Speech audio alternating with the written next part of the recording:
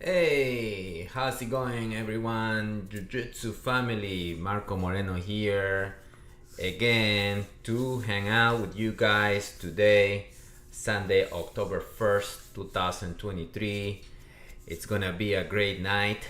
The King, Gordon Ryan, considered the best no-gi grappler in the world.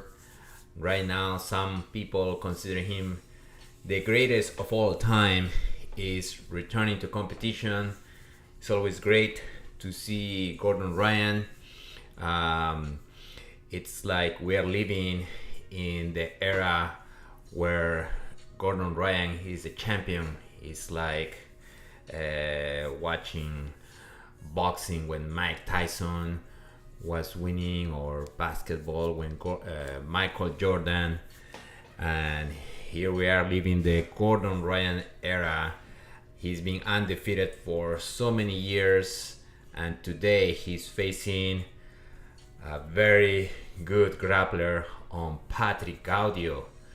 These two guys already faced each other in a competition. I think it was a Pan Am competition, and it was a very close match. Of course, different point sets, different point setting, different rules, and barely Gordon Ryan beat him by points. And we'll see what happened today.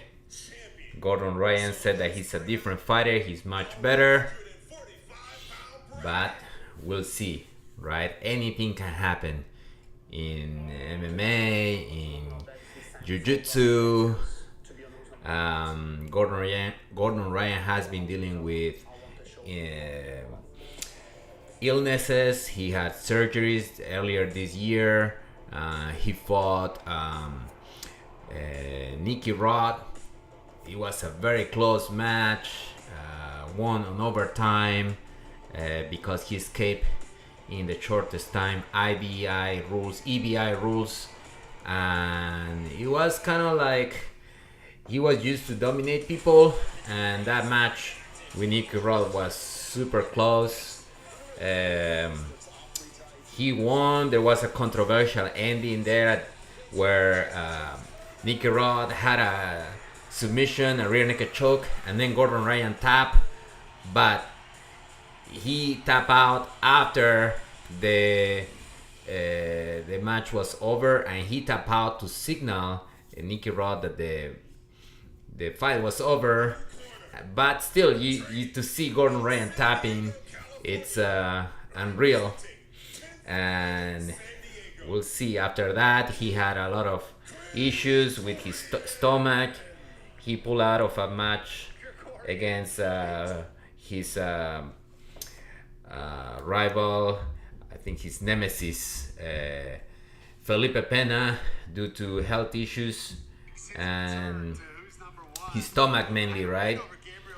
And then he had the surgery, and he has a lot of complications, health issues Gordon Ryan was dealing with, and he's back. Like, he was back a few years ago too. We'll see. I don't know anything about the other matches. I actually don't even know the rule sets they're gonna fight. Is it a 10-minute match, 20-minute match? All I know is that Gordon Ryan has brought a box, right? A treasure chest where people don't know what's in that box. Some people said that is the prediction of the submission that he's gonna use to finish Patrick Gaudio. Is a total mystery. He's been known to predict his matches in the past, so we'll see. We'll see. All right. Right now, going on, we have Kid Krikorian and Diego Reis. Man, Diego Reis is such a great grappler. He's so amazing.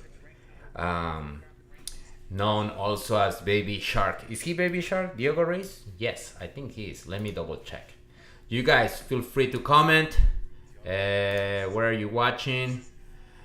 I have Sema has J-Rod versus Mika Galvao already competed. I have no idea if anyone knows. J-Rod versus Mika Galvao. I don't even know if they were supposed to fight in this card. I'm actually just joining, and it's a total surprise for me to see who's. I just saw Lovato. Lovato had a match. I don't know. I didn't know how it ended. He was doing the interview when I joined. I'll get you some updates here. Let me check. Okay. Diego Reis fighting Kid Krikorian right now. Who's Diego Reis? He's a Brazilian Jiu-Jitsu black belt. Reis as a European Open, Brazilian National Span World Champion. This guy is amazing. Reis is a 2022 Abu Dhabi World Submission Fighting Champion black belt, 2002 World Jiu-Jitsu Champion medalist. Wow, this guy's amazing. Under Melky Galvao, that was his teacher. I don't know if he's still trained under him. But what I wanted to know is that if his nickname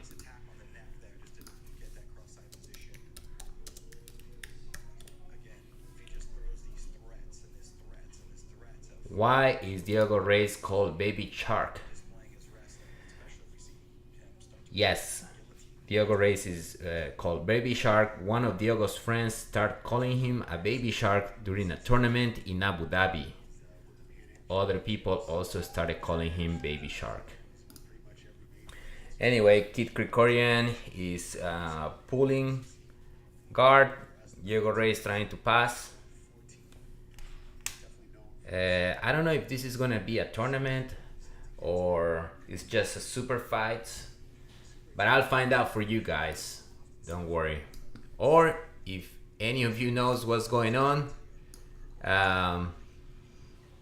let me know. Like, have you been watching the early fights?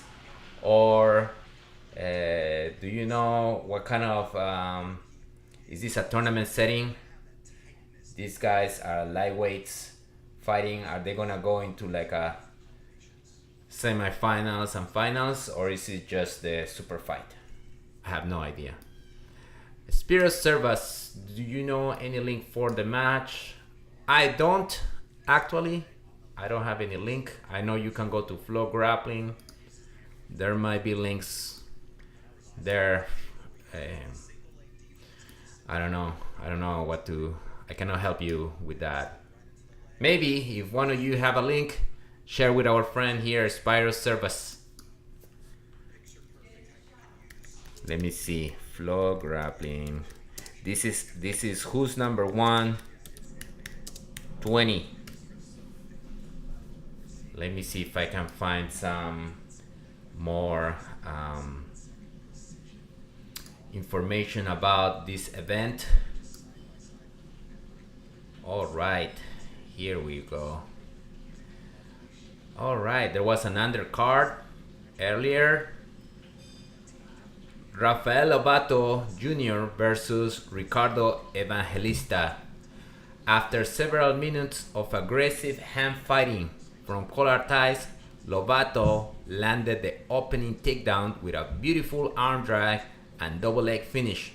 Once on top, Lobato worked his way to technical mount while passing and attempted to take Evangelista's back. As Evangelistas attempted to counter, Lobato found a quick triangle choke and secured the submission finish. Whoa! Rafael Lobato Jr. defeated Ricardo Evangelista via triangle choke at the 6-minute mark. This is amazing. Lobato has been fighting for so long. I actually thought he was gonna retire. Man, that guy was fighting in the early, no, not early, but maybe late 2000s for sure. I remember seeing him in Abu Dhabi 2007. Um, and it's crazy that he fought MMA too. And it's crazy to see still at it, still fighting, still winning. And at the end of the match, they talked to Pedro Marinho. It's gonna be his next match. Rafael Lobato Jr., Pedro Marinho is coming up in a future event. They were talking about it, and they were both showing respect to each other and being honored to be able to face each other. Marinho, much younger, was paying a lot of respect to Lobato. This match going on, Diego Reyes. Oh, there was just an eye poke. Kid Krikorian is asking for a little break. His eye is hurting. There is 9 minutes left on the match. Eddie Bravo is in the corner. Ooh, nice pull. Triangle pull from Baby Shark. What a great, it's almost like a flying, and it's crazy. He's doing the triangle the wrong way, right? With the other leg over. Oh, got free. Kid Krikorian just escape a tight triangle from Diego Reyes, Baby Shark. Wow, that was beautiful. Those are the things that watching these guys, you cannot blink. You are you're watching, everything seems boring or like nothing is happening, and then boom, they hit a crazy move. In this case, Baby Shark went for it. They exchange leg locks. He goes for a heel hook. Krikorian goes for a heel hook, but Baby Shark's pretty much out. It's crazy the composure they show once they are being attacked on the heel hook. I panic. I actually tap. If somebody gets me in my heel, I don't even play around. I have weak knees. I'm actually recovering from a knee injury, so it's not like I've been sparring. But before the surgery, when I will spar, man, I will tap quick, tap fast, and tap often, right? Cool. Baby Shark. Oh, Krikorian has an arm like a shoulder crunch from his butterfly guard, a la Marcelo Garcia, but Baby Shark, he's safe, he's passing, attempted to pass. Very good. I never seen this guy Krikorian, but he's hanging there with Diego Reyes, which is a Jiu-Jitsu phenom in my view. It's pretty even actually. He's doing a great job. Defended the triangle really well. Oh, Baby Shark just took him down. Oh, dropped to a heel hook really quick, but missed it. Now Krikorian is inside Baby Shark's guard. They're both resting. 6 minutes left. Other matches. What about you guys? Have you been watching? What are you looking for to see? Maybe what is your prediction between Gordon Ryan and Patrick Gaudio? It's gonna be interesting to see Gordon Ryan. Of course, he's all uber confident, right? He's like saying that he's way ahead of everybody else, and that he's gonna show it. He has a box in his Instagram. He's showing a box. Nobody knows what's in the box. Some people say it's the prediction of the submission that he's gonna hit Patrick Gaudio with, but we'll see. So oh yeah, there is a bracket here. There is a men's 145 championship bracket, and there is a men's 170 championship bracket.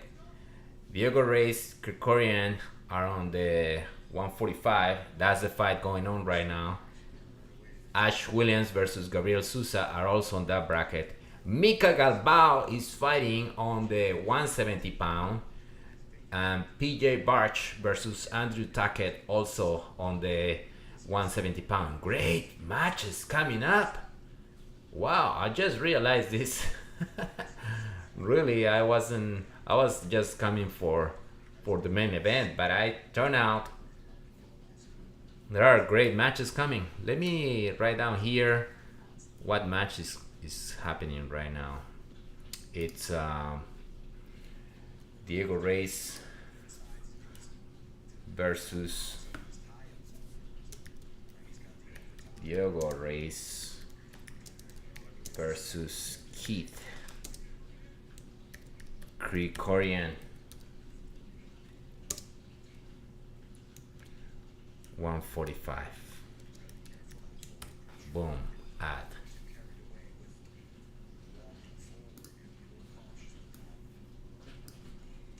Cool. Can you guys see this?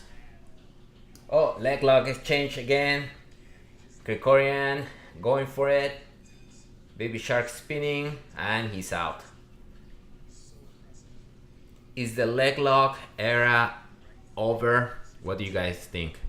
It seemed like for a second there, everybody was hitting leg locks.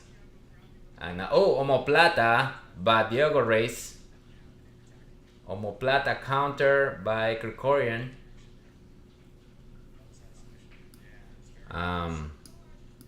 But now everybody's very good at defending those, right? Leg locks. I always like to watch this YouTube channel called More Involved, Less Impressed. It's crazy. That guy goes over some moves that you're like, oh, that really happened, huh? He really breaks down. Oh, nice armbar! But Baby Shark, nice armbar. He escaped. Krikorian escape. Goes for the omoplata again. Leg lock. And he's out. Wow. Everybody's getting so good at defending arm bars too. It looks like the arm is extended, but it's far from over.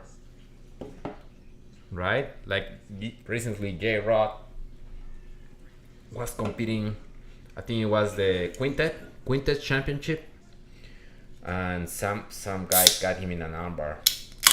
It's crazy, arm extended. I think the key is the shoulder, right? They turn, so the shoulder is not really controlled, so they can spin and push the legs and escape like that. But it's amazing to see those guys, the way they escape a fully extended armbar,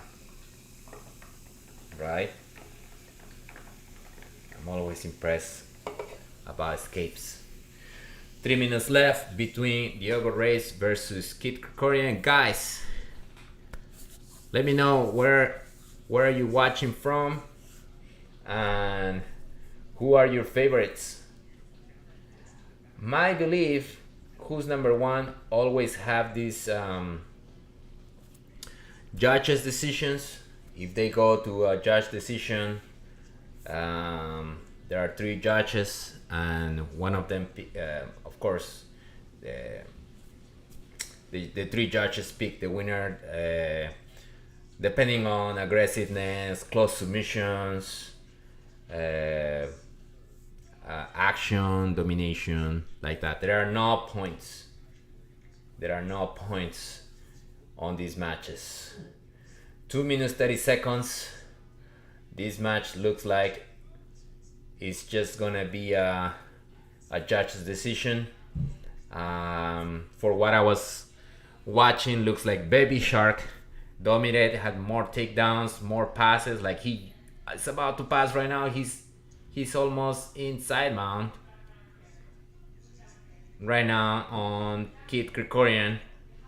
I think based on this, Baby Shark will pass. Oh, full north-south at this point. Baby Shark on Krikorian. Oh, going for Dars. Escape. Krikorian escape. With 1 minute 44 seconds left.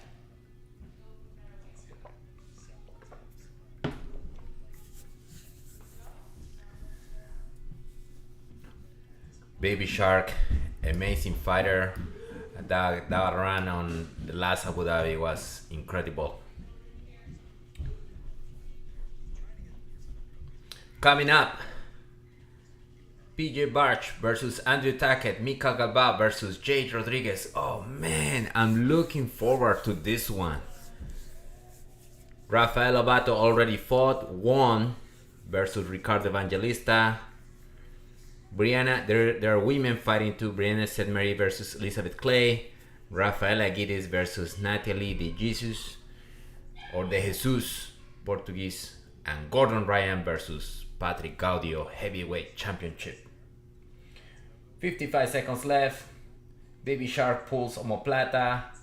And there's been a lot of omoplata, and the counter is the leg lock to the omoplata. That's what Krikorian was doing. Baby Shark has the back. Right now, standing up on a body lock. Baby Shark. The see Krikorian rolls and end up on bottom side mount. Roll didn't work. He attempted that roll to leg lock, but it kind of backfired on him. Krikorian escaping, giving his back, rolling, and now Baby Shark. Oh, now the arm. He's got the arm out.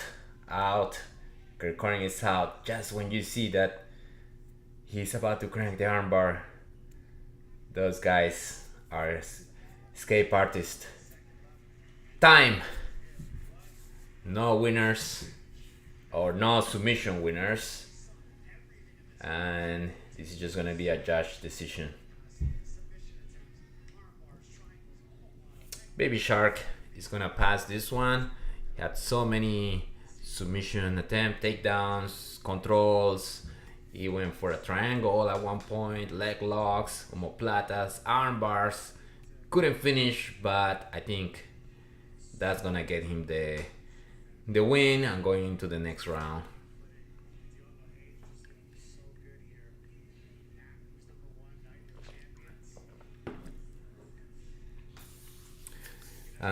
Krikorian is from Eddie Bravo camp. Eddie Bravo is in his corner. Eddie Bravo and one of the Martinez brothers. I don't know if it's Gio Martinez. The guy with a big beard, white big beard. Gio or the other guy. All right, official decision. It's 8:23 here on the East Coast. Little Tonka T. Brother, how's it going? When is Gordon versus Gaudio match? Have no idea, brother. There are a lot of matches. And they just announced Diogo Reis won by judge's decision. There are a lot of matches coming up. We have at least 3, let me see, 1, 2, 3, 4, 5, 6, 7 matches before you can see, at least 7 matches before we can see the Gordon Ryan match. Every match is like what? How long is every match? 10 minutes? I think they're doing 10 minutes every match. So maybe an hour and a half, I would say, before Gordon Ryan. So it's 8:25 here on the East Coast. Maybe by 10. Maybe by 10. It's okay. I'll stay here for you guys. I remember that one time, was it versus Felipe Pena, right? Versus Felipe Pena. That match went, because they had a match previously that was a no time limit. They were in the final of some tournament, and that match was going on forever. And the Gordon Ryan match ended up happening at 1 in the morning. It's okay. We'll stay here to watch Ryan, which is great grappler, the best. Ash Williams coming up versus Gabriel Sousa. also in the 145-pound division.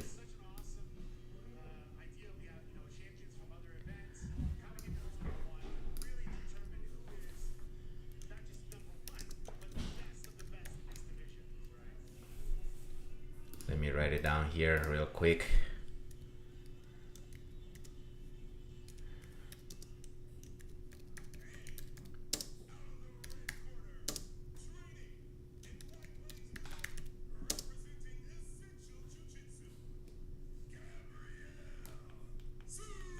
Can you guys hear?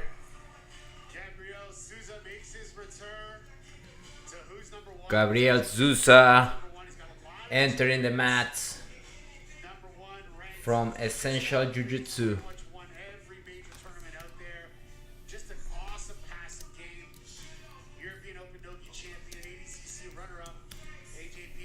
Great grapplers coming up. What happened? Fix this. Tail of the tape. Where's the tail of the tape? No tail of the tape. Just direct to the match. You ready? You ready?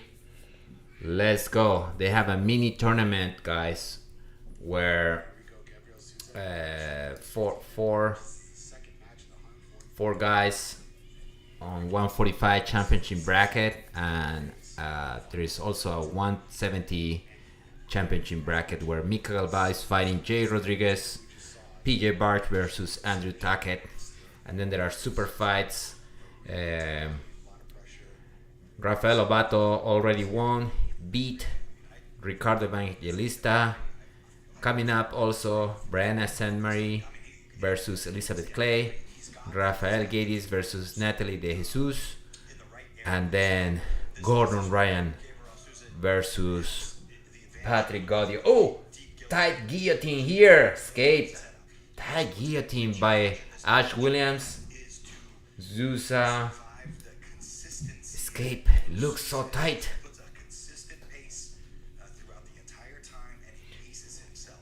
Sousa inside, Ash Williams close guard. Of course, hand fighting, breaking posture. Ash Williams trying to pull the head down.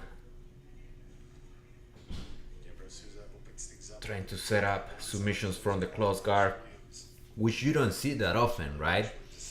Before it used to be close guard, more often close guard. Even in MMA, you don't see close guard too often. You still see it, but not as often. Somebody help out here, our friend Johnny Hall. He wants a link. He's not for him, it's for his friend. Help out Johnny Hall, friend, if you can pass him a link for the match. Okay? Or if you have Flow Grappling, go and check it out. You have to pay your subscription though. Some people hate Flow Grappling and some people loves it. You know, it's always like that. Ooh, another flying omoplata from Ash Williams, but Gabriel is just too good. Oh, Gabriel turned into a back control. Ooh. Goes for a very aggressive choke. He's not even waiting to put the hooks. He's just nice exchange from the flying omoplata to the back take to the choke defense. But now Sousa has both hooks in. Ash Williams is in the turtle position. Hand fighting. Let's see. Sousa. Let's see if you got the submission. Body triangle. It's hard to escape those body triangles, man. Once they lock the triangles, so hard. Hand fighting. A lot of hand fighting right now. Ash Williams is in trouble. Gabriel Sousa has his back with a body triangle, threatening the neck, hand fighting. He's doing a good job so far, but that body triangle looks tight. He's escaping, putting the back on the ground, turning out. He got out. Ash Williams is out. Great defense. Good defense, man. Nice technical escape. Body triangles are tight, are hard to get out, man. These guys are escape masters. Potentially looking for the legs. And I see Gabriel potentially trying to get up really quick or, lacing his legs around. Not sure. Let me know, guys, where are you watching from? Who's your favorite fighter? Anybody here is rooting for Patrick Gaudio? I think it would be cool if he wins. They fought before, Gaudio and Ryan, and it was close, very close match, right? He just won at the end by, I think, a point or two. Gordon Ryan won. Close guard this time. Gabriel Sousa has Ash William in the close guard. Ash William has the hands on the ground, which Gabriel Sousa goes for that Kimura hip bump sweep. Very classical combination. But he's overall doing a good job controlling the hands, pushing him down, posturing up. He's just not getting out. He's just holding him down. Gabriel Sousa looks frustrated.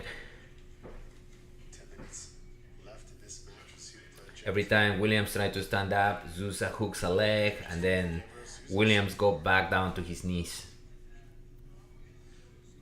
Holding the armpits, start to standing up. Ash Williams trying to break, goes back down to his knees. Sousa pull him back down. He's happy to have him inside his guard.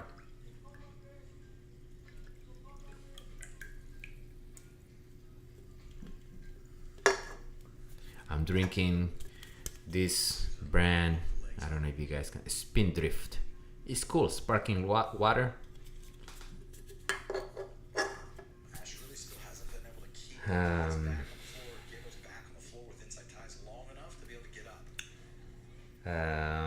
Still close guard by Gabriel Sousa on Ash Williams, trying to figure out how to attack.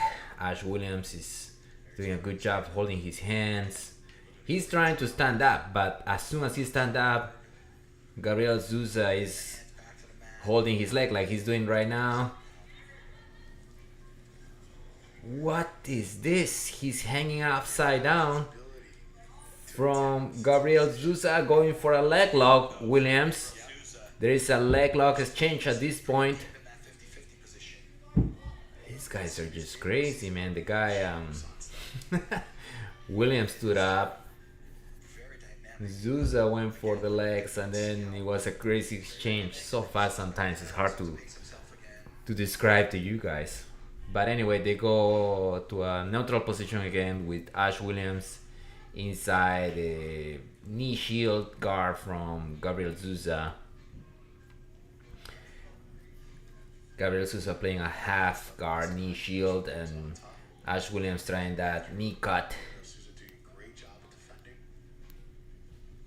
Ash Williams threatening a knee cut on Gabriel Sousa. See what happens in here.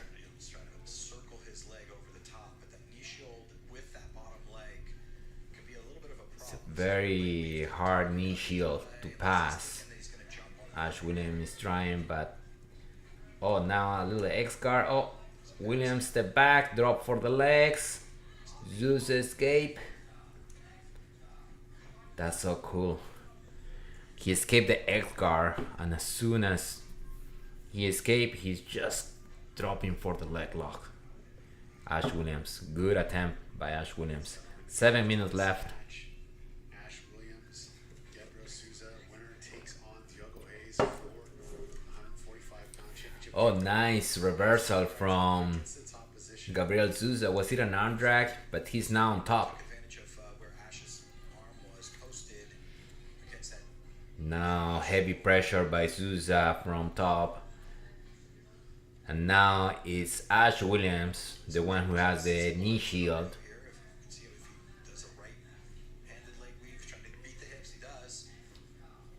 Nice control by Sousa. He has a kind of like A body lock. Foot butter. Williams insert the Little victories here. half Confidence and also for position. butterfly. Counts for so much. It pays dividends later on in the match, you know. Absolutely, that little butterfly hook, the battle on that far side. Big They restart in the center of the mat. on that Heavy pressure by Sousa. don't take a lot of movement. 6 minutes left. Knee cutting by Sousa and almost, but Williams regarding. He's a regarding expert. He goes inverted, going for the legs. Sousa jumps. Sousa goes for the back. Amazing back take by Sousa. Like I said, every time he sees an opening, he just jumps on So awesome the way he takes the back. This is the second time as Ash Williams escapes the back mount, but the way he transitioned to the back is like magical almost. He just reappears on the guy's back. But Ash Williams has an amazing escape. This time wasn't as tight as a control as in the early in the match. If you're not careful, you can that drag can happen. And back to close guard. Sometimes that knee shows Zeus on the bottom, close guard. If 5 minutes left. position a little bit better.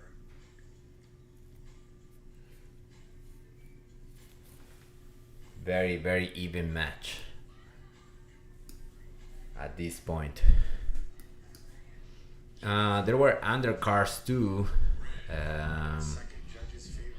Actually, there were some matches for free on YouTube. I wasn't really following those matches actually. getting to position. He's getting the All right, yes, I can tell you. Stefan Banta defeated Thomas Breaker match too, but via reverse triangle choke, heavyweight match. Dainara Victoria defeated Tiffany Butler via straight ankle lock. This is the undercard. And Rafael Lobato defeated Ricardo Evangelista. Some of the matches that already happened. And Diego Reyes defeated Kid Krikorian via referee decision. Leg lock by Sousa. he's got a nice little bite there. Leg lock, tight, looks tight. He abandoned. Williams goes on top. He keeps on the leg. Knee bar, tight knee bar. Tap. That's the submission. Nice. Bar. Wow. Nice knee bar. Oh man. I was like, if he doesn't tap to this one, Yeah, if you give I don't know, you might have rubber knees, man, the inverts because Ash it was so extended that leg. He had to tap. pressure and gets the win. Gabriel Sousa tap. Where else where I should go in that position? Ash Williams with a knee bar. Hey brother, Gabe, how's it going, man? And Gabriel looks good. Thank you, brother. Impressive. Thank you. We miss you. I know you've been busy. I was talking to Dave actually today, David, and he said you're doing good over there in a project in Mexico. Whenever you're in the area, bro, come visit us. My brother Gabriel. And your winner Cool. by submission Official out of the red corner, decision. So Sousa goes to the final Sousa advances to the final. to face Diogo Hayes later Diogo Hayes. for the 145 Wow. championship. Wow. Amazing job That's gonna be a great match. against the submission hunter in Ash Williams. Great Gabriel performance by Sousa. Ash Williams. Man, But Gabriel Sousa the way he just jumped on the back. Like he was being attacked to a leg lock and all of a sudden he's on the back. There is also a 170 bracket, guys, where the match to watch there is Mika Galvao versus Jay Rodriguez. Oh, nice Spanish. Bienvenidos. 70-pound bracket. Ok, mi hermano Gabriel. de repente te visito allá en México y hacemos ahí algo de Jiu-Jitsu, brother.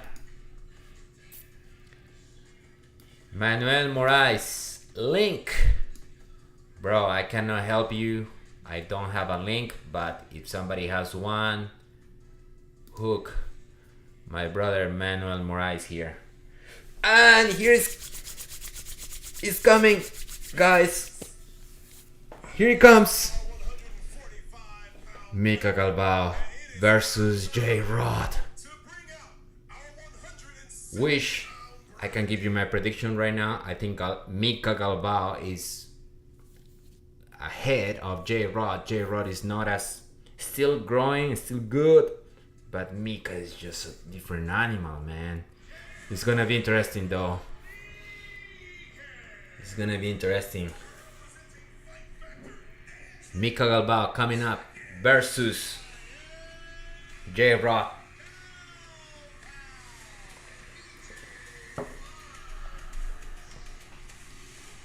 Other matches, that's the 170 bracket. PJ Barch versus Andrew Tackett. And then the main event, Gordon Ryan versus Patrick Gaudio. Do you guys think Patrick Gaudio has a chance? Do you think Gordon picked this fight because he's super confident he can beat Gaudio and it's kind of his warm-up match on this second comeback, kind of warming up for a more difficult matches? We'll see. J-Rod looked amazing in quintet, has great cardio. You're right, John Harding, my brother John, how's it going? Yes, I saw him. I saw that escape, right? Everybody, I think, saw the escape, J-Rod armbar escape. It was so good. And a friend here is he's promoting his Bitcoin. All Billy. Let me read this. Invest and hold Shiba, Litecoin, Doge, Ethereum, crypto. What is this, bro? Crypto for years to come. Get rich. Like they did with Bitcoin. Not financial advice. Okay, thank you all, Billy. Buy Bitcoin. If you have... I actually don't take financial advice for me, but really, bro, I don't know if Bitcoin, you know, you hear bad news about Bitcoin. I don't know about Bitcoin. I don't think I trust it too much. What about you guys? Any of you hold Bitcoins? Anyway, let's go back to Jiu-Jitsu. Welterweight. J. Rodriguez 21, Mika Galvao 19, 5'11", Joe Rodriguez 5'8", shorter. Mika Galvao 170 pounds. Oof. It's gonna be awesome. Match. Oh, what am I doing? This is. Let me put a different banner here. Collar ties exchange.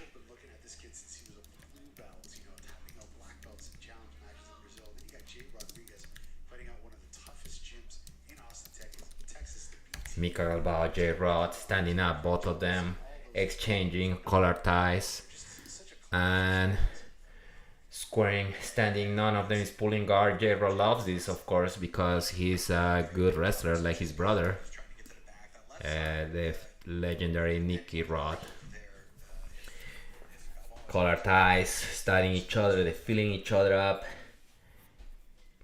Collar ties, hand fighting, collar tie by Mika Galvao. Rod not drops to his knee, but he stopped the takedown. Mika Galvao does. It's a 15-minute match, actually, guys. 15-minute match. Link, Shonen Mindset. Bro, you're not the first one. Everybody's asking for a link, you guys. I don't have a link. If anybody have a link, hook them up. J-Rod versus Mika Galvao. Still both of them standing. 13 minutes, 40 seconds left. Hand fighting, hand fighting, hand fighting. Mika Galvao is a good wrestler too. Matches that, a lot of people have been buzzing about when it got announced. Pulling. J-Rod just grab a collar tie, start shaking Mika. Tackett. Winner faces the winner. Didn't Mika had a very nasty knee injury like earlier this year? Well, he's back. He looks normal. These guys are like Wolverine, man. Young, they recover. Oh, Mika goes for the leg. J-Rod stops it. Go out of bounds. Back to the middle. J-Rod wearing a white rash guard, white shorts. And Mika wearing black rash guard, black shorts. Exchange hand fighting. Oh, grab the leg. J-Rod touched Mika's leg. And Mika quickly kicks out. Oh, arm drag. There by J-Rod. Mika almost got it. Jumping guillotine. Mika has a guillotine and escape. It looked for a second that he had the guillotine tight. J-Rod actually had I believe he had a collarbone injury, or maybe if I'm mistaken, earlier. Both head to head, hand fighting. Mika drops for an ankle and J-Rod kicks out. They're defined. Definitely they want to keep this standing at least for the first minute. We'll see if they decide to pull guard. One of them pull guard. Mika is better. Mika is better. Juan Lamar. I think so too. I think he's more. Oh, Mika going for a leg lock, and now takes the back. And Nicky Rod rolls. Mika on top. Half guard, Mika on top, half guard. No, mount. Is Mika mount? I cannot see the leg. Ooh, full mount. Mika's in full mount. J-Rod on the bottom. Mika has a one underhook.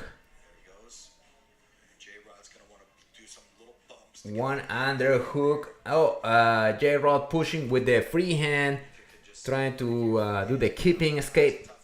Keeping, and out. He's out. J-Rod got butterfly hooks at this point. And he escaped and he's grabbing the legs. Almost took Mika down. Amazing match so far, you guys. Amazing match. Nice control, Mika Galvao. A nice escape by J-Rod. Nice keeping. And he escaped and went right into a takedown. They both standing right now again. 10 minutes, 50 seconds left. But both love submissions, both Wow. excellent all around. The way he escaped that mount was solid. Nice keeping. Who used the keeping escape here, guys? You have to ooh, nice guillotine. Mika drop for a guillotine. So, armbar by Mika Galvao. Armbar. J-Rod escaping. J-Rod rolling. Another armbar. Mika is on the arm. This is crazy. He keeps rolling. The arm is extended. The arm is out. He's out. This was...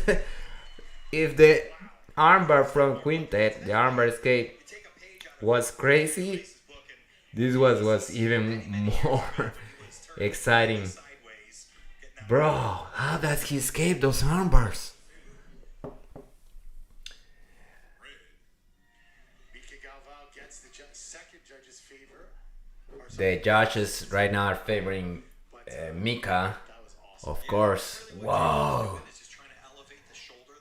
You know, that armbar where Gary Tonnen escaped Kron Gracie looks nothing compared to this armbar escape that J-Rod just did against Mika Galvao.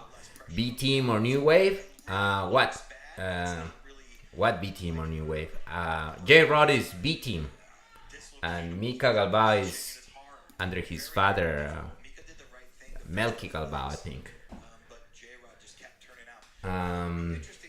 Collar ties, standing, 9 minutes. So far, Mika Galvao has shown mount control, armbar. that he had to get out of right there.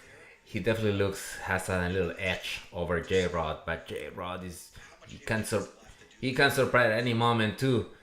He has cardio for days. Well, Mika too. You know, at this level, if you don't have cardio, only like maybe Nicky Ryan, right? Nicky Ryan is the one who always say like, oh, he doesn't have good cardio. Anyway, double underhooks by Mika. Jay Rodriguez, just two masters of the craft in all aspects of the game, whether it be standing or on the ground. Wow, that collar tie looked more like a slap by J-Rod. Good job of these heavy collar ties. Foot sweep, holding hands and hand fighting and pulling. A lot of standing wrestling exchange by these two great grapplers. Mika is dangerous at any moment. He's just so explosive. He can drop to a leg, ankle pick, foot sweep. But J-Rod's specialty is the wrestling, right? It's not easy to do. Oh, J-Rod getting another hook. And they push each other. Reset in the middle. J-Rod going for a double. Mika's stop. Oh, nice collar tie pull. Nice takedown by J-Rod. J-Rod just took Mika down. I think it was a knee tap takedown. And now J-Rod is inside a butterfly guard. Mika Galvao butterfly guard. Nice takedown by J-Rod. Knee cutting. Galvao has like a knee shield, half guard knee shield. Keep the pressure, J-Rod. Keep the pressure, man. Nice. He keep passing. Mika regarding, holding the ankle. J-Rod holding the ankles, stepping on the ankles, moving around, and almost passing. Mika bring the legs and regards.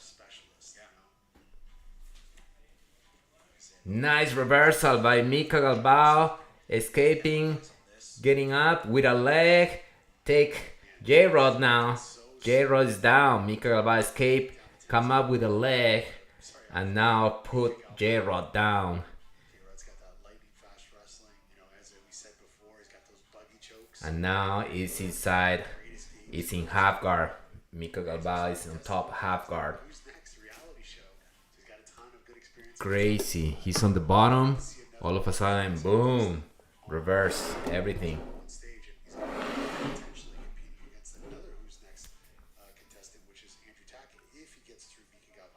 Mika Galvao on the side mount. J-Rod recovering.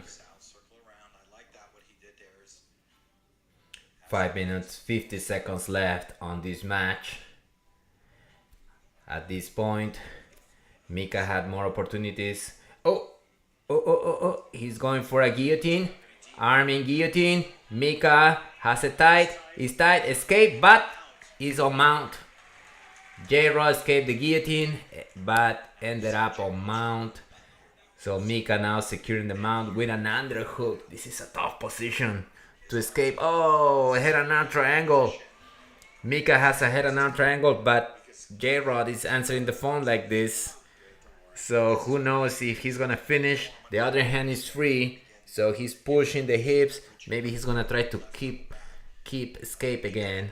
He did it earlier, but now he has this head and arm triangle. He's doing that answering the phone escape, right? You guys use that one? His face is red though. Is Mika Galvao squeezing? I think Mika is squeezing. Oh, now the arm extends here. That's a tight. He's doing thumbs up. J-Rod's thumbs up, but it looks tight, man. He's still giving the thumbs up. It looks tight, man. Oh man, that head and arm looks tight, and Mick is still there. It's not loosen up, that one. Oh, he jumps to side mount now. J-Rod still giving the thumbs up. He's still giving the thumbs up, but going back to mount. Mika Mika Galvao going back to mount. Oh, out. Bro, J-Rod is such a escape artist. Whenever you feel like he's done, Now he's got the head and arm. he gets out. He's got to watch that right arm underneath the leg of Mika, because Mika But he's still in danger. He's still being controlled on the mount. ADCC. What is Mika gonna do? That head and arm was tight. Now how is he gonna attack? J-Rod preparing to keep right now. He's gonna prepare to keep. Both hands are on Mika's hips. Keeping. And out. Out. Butterfly hooks. He's got a shoulder crunch and he's out. And they both come to their feet. J-Rod pushing Galvao. Wow, 3 minutes left. J-Rod has to make something happen quick. It's gonna be tough though. Galvao looks too solid for J-Rod. J-Rod putting the pressure in and moving forward. Galvao knows he has this on the back, and it's just a little more defensive at this point. They're both standing up with collar ties. Mika looks a little more calm and in control of the situation. He knows he's done a lot. J-Rod is going forward. J-Rod is just going forward, looking at the time, collar tie. He knows he's down on the judges' scorecards.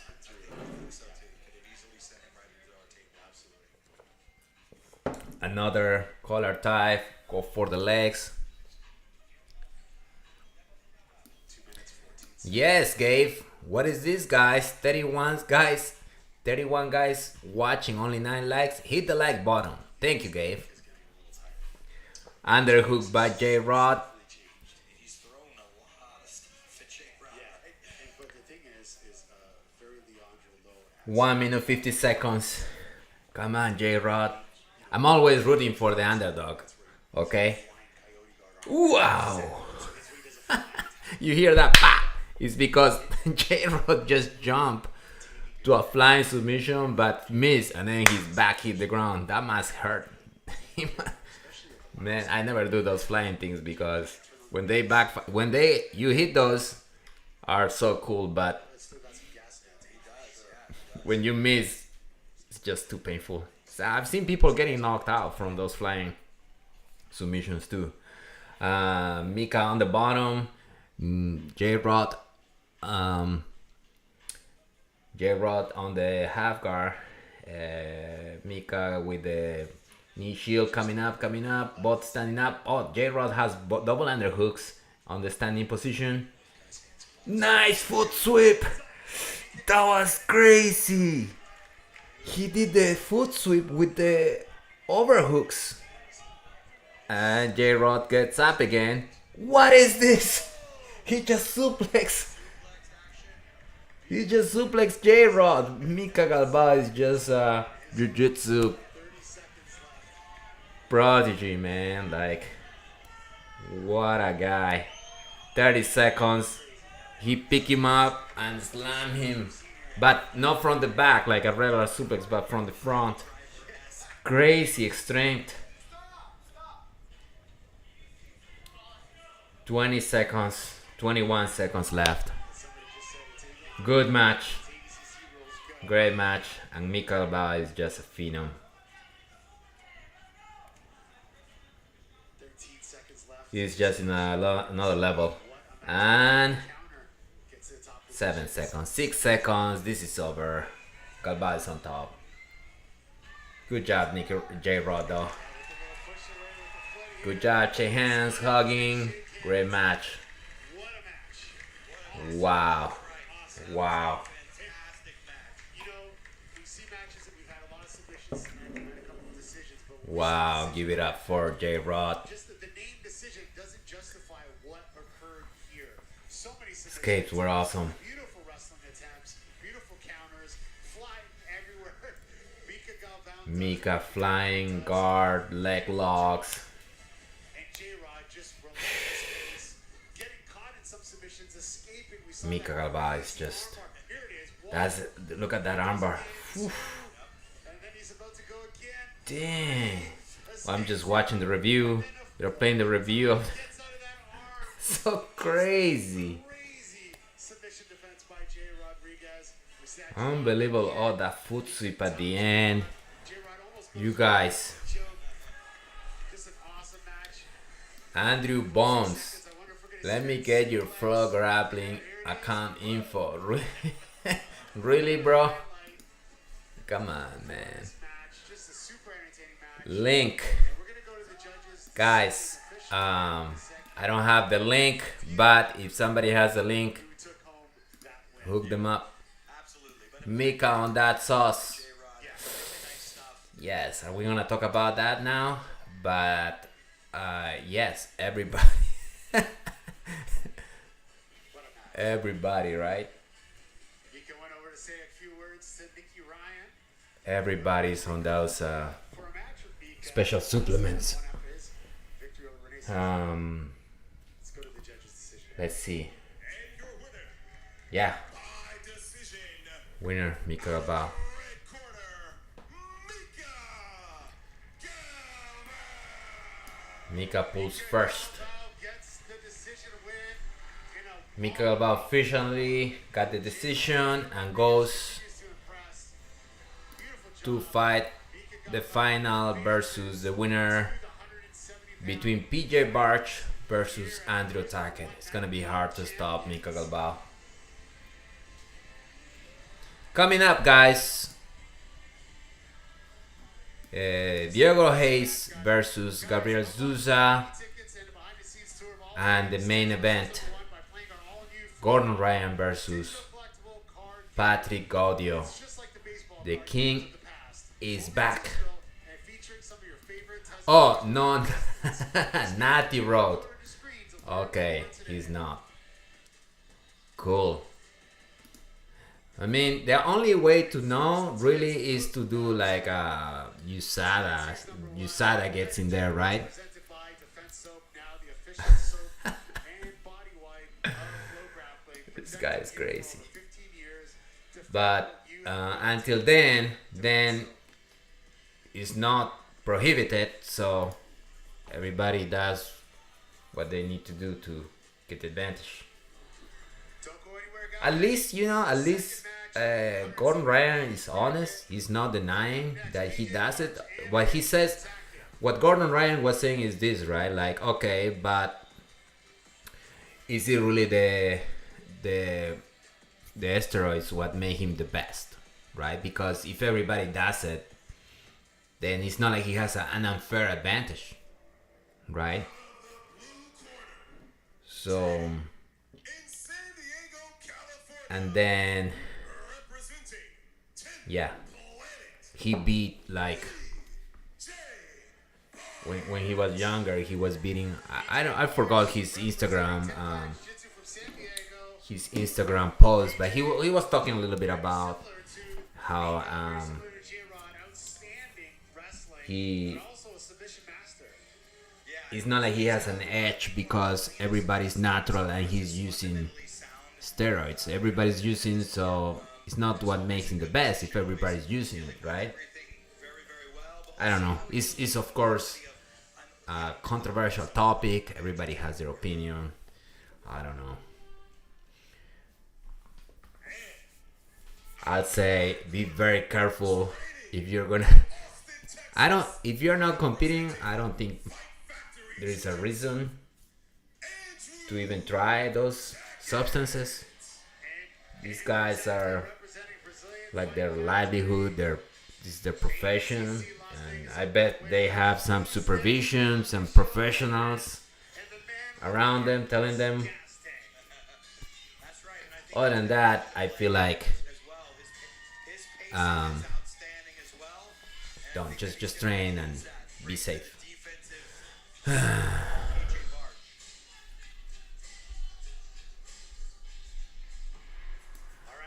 Matthias Brevis Fay. You could argue he isn't athletic enough for lower weight classes, and the only way he maintains his weight is steroids. but same could be said for others. Oh, I see your point. So he wants to go heavier because he's not as fast, right? Yes, you're right. He's Gordon is not a fast, explosive fighter. He's not a Mika Galvao flying armbars, you know. But we'll see. Andrew Tackett, let me change this. Andrew Tackett fighting PJ Barch, and there's just a cool takedown by. Let me see, who's this guy? Tackett's recent win, They both had the same haircut. as we mentioned, his next reality Let me show, change this. very aggressive, as you know we say sometimes. Andrew It's attacking game, but he is everything Tackett that a grappling fan wants to see. versus A person that goes out there, PJ goes for submissions, goes for takedowns, goes for it all. Barch. Looks like he got a little whack in the face here. This is the other match. Kind of a crazy scramble, but I think he took one in the eye during that.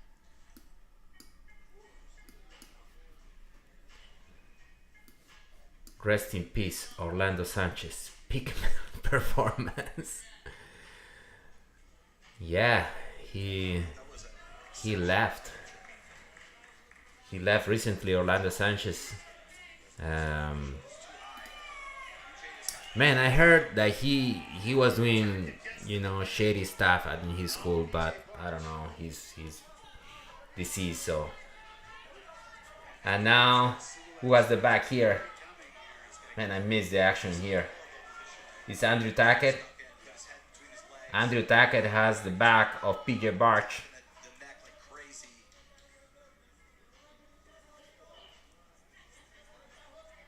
Man, Tackett is, as I said, everything. Tackett on PJ Barch back. Just an aggressive young man. He actually has a match against Mika Galvao. I believe it was Mika's debut at Who's Number One. And be interesting to see if they meet in the finals. It's been a couple of years since their original match. Tackett on PJ Barch back. They're very close to the table there. They're moving, referee stopping, resetting. PJ Barch is on the total position. Andrew Tackett with one hook in.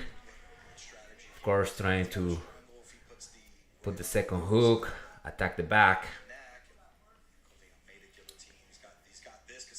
One wrist control by Tackett. PJ Barch on the total position. Stand up. Tackett jumps. Oh, and he slides out. And PJ Barch is out. Tackett switch for omoplata. PJ Barch remove his arm. Now Tackett passing. Do you feel like it's a little bit of a risky move unless you're really kind of starting it from a close connection from the bottom, or is it worth the attempt just to kind of open things up? Yeah, you really got to get the shoulder down. Bottom guard Andrew Tackett with PJ Barch on top, attempting the pass. Shoulder down on the floor. Putting a lot of pressure. Knee cut. Someone's off the standing position already. Oh, goes for the arm crunch. Tackett goes. But PJ Barch defend and still on that half guard knee shield position with a knee cut attempt, and Andrew Tackett push and gets up. Both standing up, resetting. 10 minutes, 15 seconds left. Level changing for Tackett is really nice. Just Gabe, who do you think will win this match? So far, looks like Andrew Tackett is the superior grappler. But at this level, anything can happen. J-Rod lost. Not surprising. Hey man, he's a great guy. He has a good upsets, right? He has beat a lot of good people. Who took that one? Mika Galvao beat J-Rod by judge's decision. it's like constant level change for Tackett, shot in, but PJ with a beautiful defense on that singles. These guys, Tackett and PJ Barch, on the wrestling exchange. go to the middle of the mat. Collar ties, hand fighting, head bump. Collar tie by PJ Barch. Andrew Tackett also gets a collar tie on PJ Barch, shaking him down. I think that was almost like a little flying arm lock that he showed right there. Collar ties, collar tie. Oh, Andrew goes for the body lock. Nice. Nice counter by PJ Barch. They go to the table. Out of bounds. They almost knock out that table. Man, I've been in so many tournaments where the fighters go to the table, knock the TV, knock the water, whatever is on that table. Again, Tackett with those fakes. PJ on the head, but Tackett's just doing Tackett goes, oh nice. He counters with the Uchimata, right? Like the Tackett goes for double underhooks. PJ Barch overhooks and then switched for Uchimata. He's done it twice now.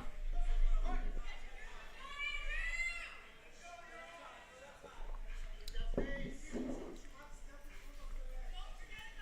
these guys are playing towards the outside. Tackett with the collar tie. Tackett's got You guys, we're watching Andrew Tackett versus PJ Barch. The winner will face Mika Galvao.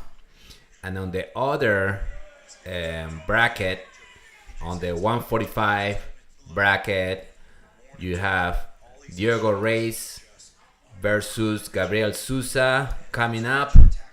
And of course, the main event, Gordon Ryan versus Patrick Gaudio. Where are you from? Peru? I'm from Peru, brother.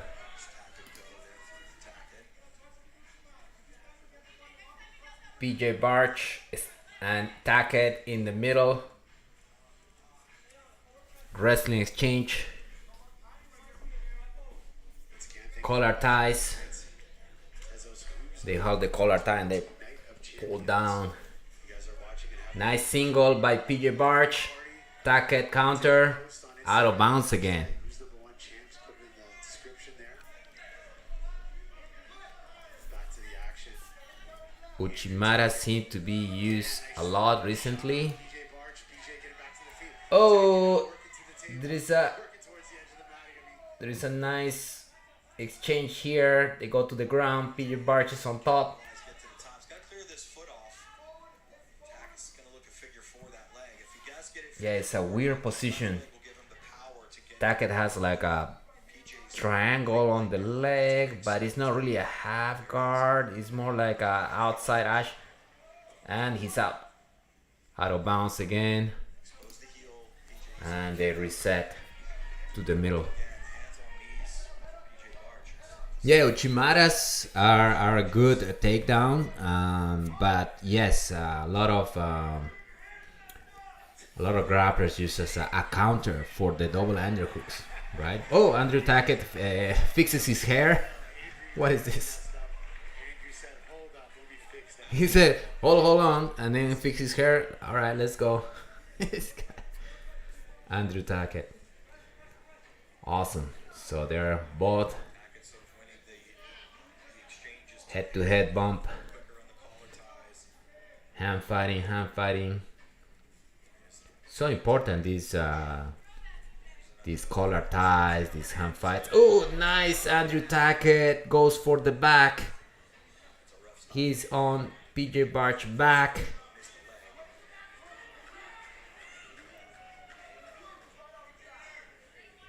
Standing up, and Andrew Tackett has PJ Barch back. PJ switch, go for the switch. Oh, nice!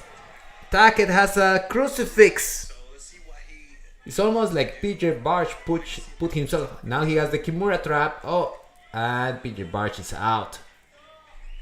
Wow, he looked in a very compromised situation for a second with that crucifix, and then Tackett switched for the Kimura trap, and then there was a scramble, and PJ Barch is up to his feet. They both up again with collar ties and hand fighting. Trying to get the best 30 seconds left. takedown. Sorry for the second. 5 minutes, 30 seconds left. I have to expect that Andrew Tackett's gonna get that one as well. Yeah. Oh, Matías, ¿eres de dónde eres, hermano? Porque hablas muy bien el español. Gracias, gracias. Nice PJ Barch. Nice PJ Barch turning the corner and put Tackett down. Oh, nice omoplata. So flexible, Tackett. It's hard to hit omoplatas in nogi, right? It's easy to, it's so slippery. The arm just comes out like a noodle.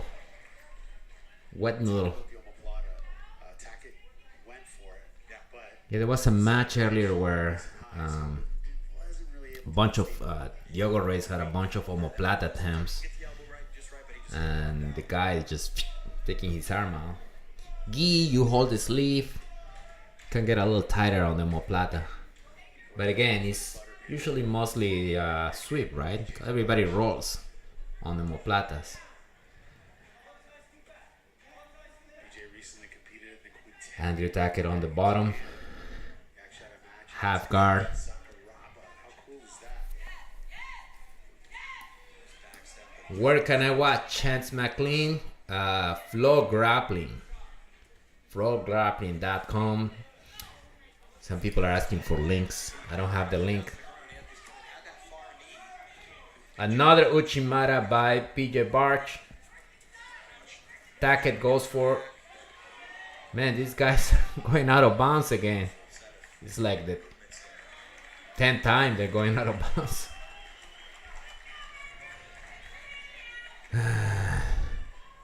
Chile. Hola, hermano de Chile, ¿cómo estás? ¿Estás en Chile o vives aquí en Estados Unidos? Yo vivo aquí en Virginia. Combative. Great commentary, appreciate you, brother. Thank you so much. I like the name, Combative.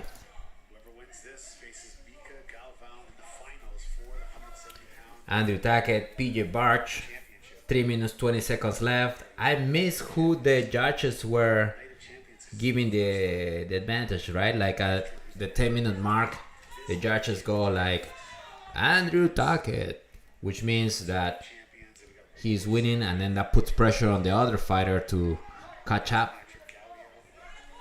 I think for what I saw, Andrew Tackett's been having more opportunities. Nice move by PJ to get around to the back off that low single leg. Look at the counter. Nice. Tackett is just unbelievable in this match. Dancing to get out of that one. It's a good position here. 2 minutes 40 seconds left. PJ better wrestler, Mina Mansour. PJ better wrestler, but I think in terms of controls, I think Tackett has been dominant. Ooh! PJ had a tight leg lock there, and Tackett escaped. 2 minutes 20 seconds. Tackett on top. Putting a lot of pressure, but PJ Barch has like a butterfly hook. Nice back step by Tackett into side mount. PJ Barch stands up. Out of bounds again. Oh, he's tired. PJ Barch is he's grasping for air. They're both tired. He's barely standing up. Like, you know, when move to the middle and you take your time, like a second or two. Okay, let's go. Pulling guard. PJ Barch pulls guard. Tackett on half guard, passing, attempting the pass. That he controlled that wrist. That far side wrist is always such a big battle. Half knee shield, now half butterfly by PJ Barch. On bottom, Tackett attempting, going for the leg lock. PJ Barch attempting a leg lock. He has the leg extended. He's figuring out, is he going for a heel hook or for a knee bar? Tackett turn, get the knee out. Look to get and he's safe. Tackett defended that leg lock attempt with 1 minute, 5 seconds left. Both standing up. Going to the middle again.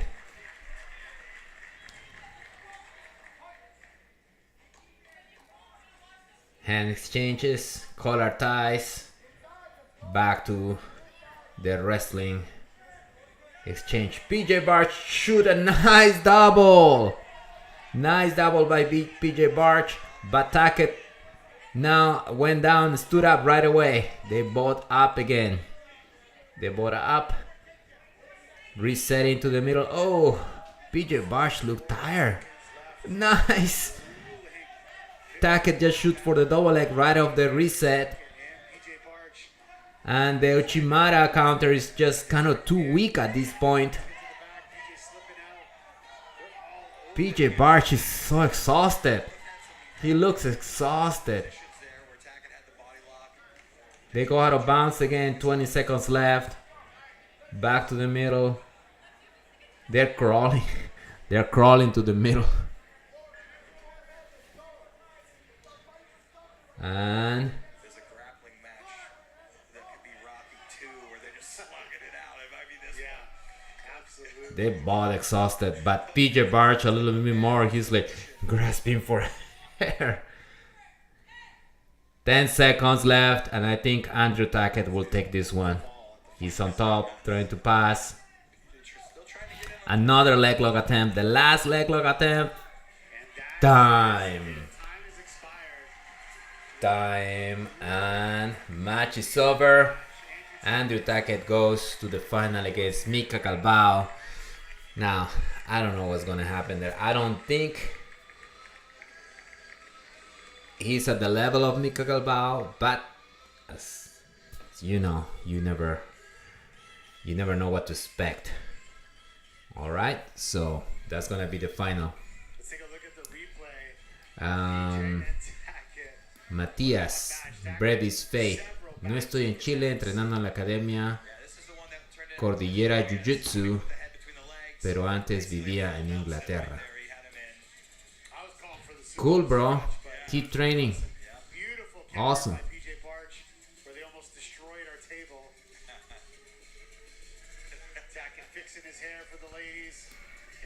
He says they're playing the highlights of the match. I think Tackett gets this one. What do you guys think? Estados Unidos por el freestyle wrestling. You will move to United States for a freestyle wrestling. Yeah, there is a good wrestling here, but if you're just gonna move to a country for the wrestling, I would say move to Kazakhstan, right? Those guys are coming up with the best wrestlers like Makachev, Nurmagomedov, Jasargo. Andrew Tackett got the win. He doesn't have an easy match against Mika Galvao in the finals. You got it, Jasargo. You predicted Tackett will win, and he did. We'll see, guys. Coming up, we have the final between Diogo Reis versus Gabriel Sousa. Mika Galvao versus Andrew Tackett. There are super fights, women divisions. Brain Said Mary versus Elizabeth Clay. Rafaela Aguirre versus Natalie De Jesus. And the main event, the King, Gordon Ryan versus Patrick Gaudio. Coming up on Who's Number 120.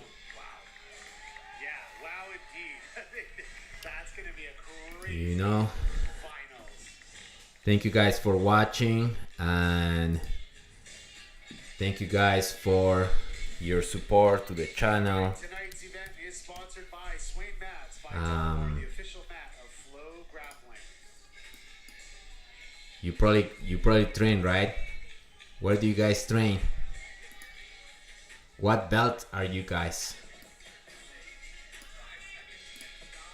Let me fix something here real quick on my setting. But coming up next, the battle at 145 pounds, the championship match between Brianna St. Marie and Elizabeth Clay. Don't go anywhere, guys. Women coming up, women fighting. In just a few moments.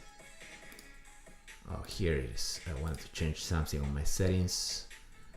We good? All right. All right, guys. Who's number 120? Amazing matches so far.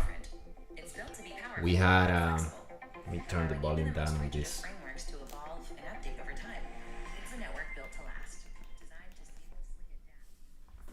Sponsored by Tesos, which I think is something with crypto, right? I have no idea what Tesos is. But who's your prediction, guys? Do you think Tackett can defeat Mika Galvao?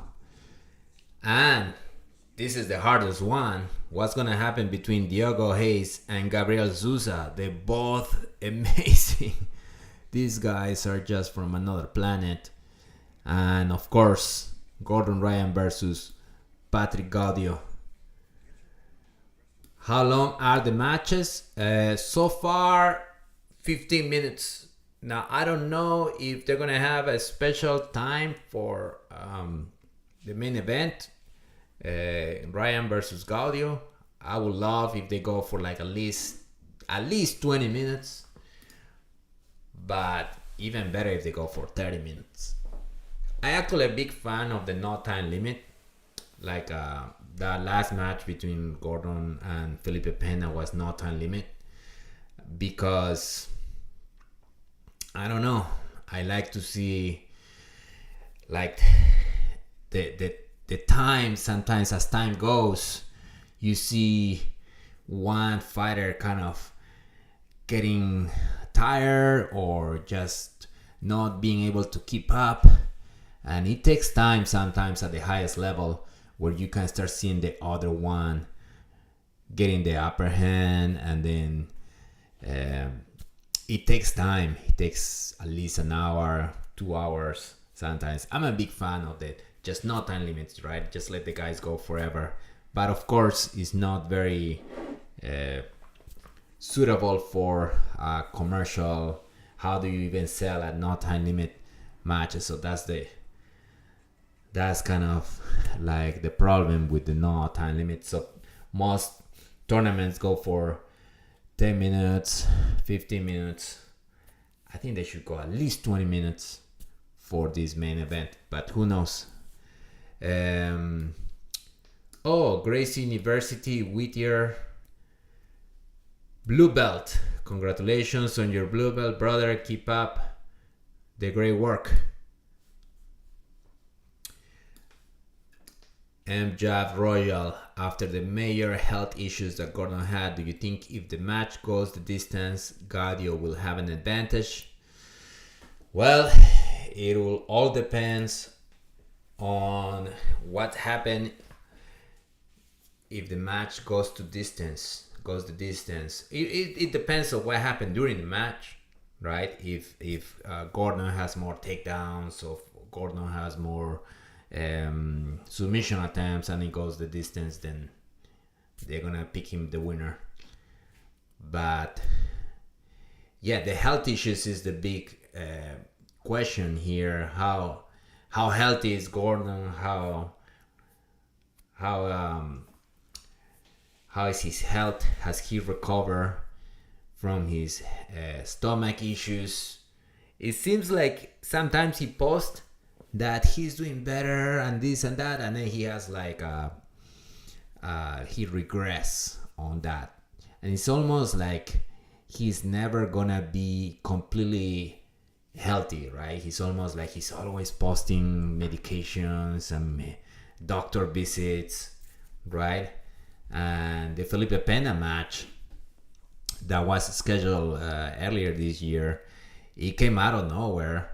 He was good to go, and then like 2 days before he had to pull out due to his tummy issues, and we'll see. We'll see what kind of Gordon Ryan shows up. I feel like he's so tough. Like even if he's about to puke or whatever, he just holds it and just give it all, right? Does it make it more amazing that he does what he does despite having those stomach issues? Anyway, earlier this year he also went through a surgery. What was it, nose or throat surgery? Forgot. And that kept him away from competition. Apparently he feels good, he feels ready to compete, and we're gonna see him again. The return of the king, Gordon Ryan versus Patrick Gaudio, coming up. Right now they're in commercials. They're also playing these little brackets, 145 pounds and 170 pounds. Mika Galvao is gonna face Andrew Tackett on the finals of the 170 pounds bracket, and Diego Hayes is gonna fight Gabriel Sousa for the final of the 145 pound match bracket. At the same time, there are women divisions, 2 fights, so we have about 1, 2, 3, 4 fights, at least 4 fights before the Gordon Ryan Patrick Gaudio match. Every match is 15 minutes, so we have another hour, I think, here before the Gordon Ryan match. Team Pedro, it's Gordon Ryan versus Patrick Gaudio up next. No, not really. We have a few other matches first, at least 4 matches before the main event. Yes, John Harding, just remember that epic match. He said one of the best Gordon matches was his hour-and-a-half wearing down of Keenan. Wow, that was a great match. You guys go to YouTube, and I think the entire match is there, an hour-and-a-half of Gordon versus Keenan Cornelius. Right when Keenan was at his peak, it was amazing to see that match. And then Gordon beat him again, right? Beat him again later in Abu Dhabi on the final of Abu Dhabi. He beat Keenan Cornelius. And then Keenan has retired. He hasn't been competing. I think he's been focusing on teaching more. He has his company X, Jiu-Jitsu X. I almost said X videos, but that's a different that's a different website.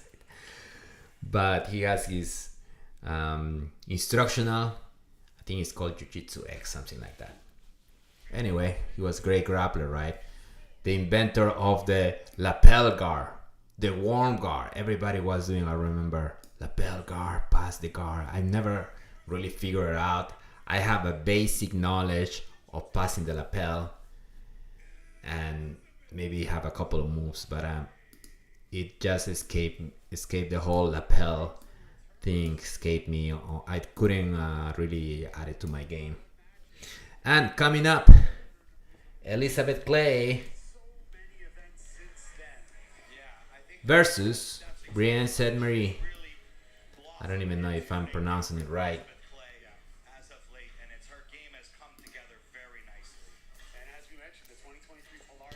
Coming up, women match.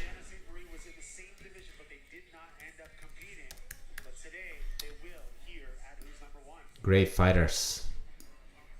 Elizabeth Clay.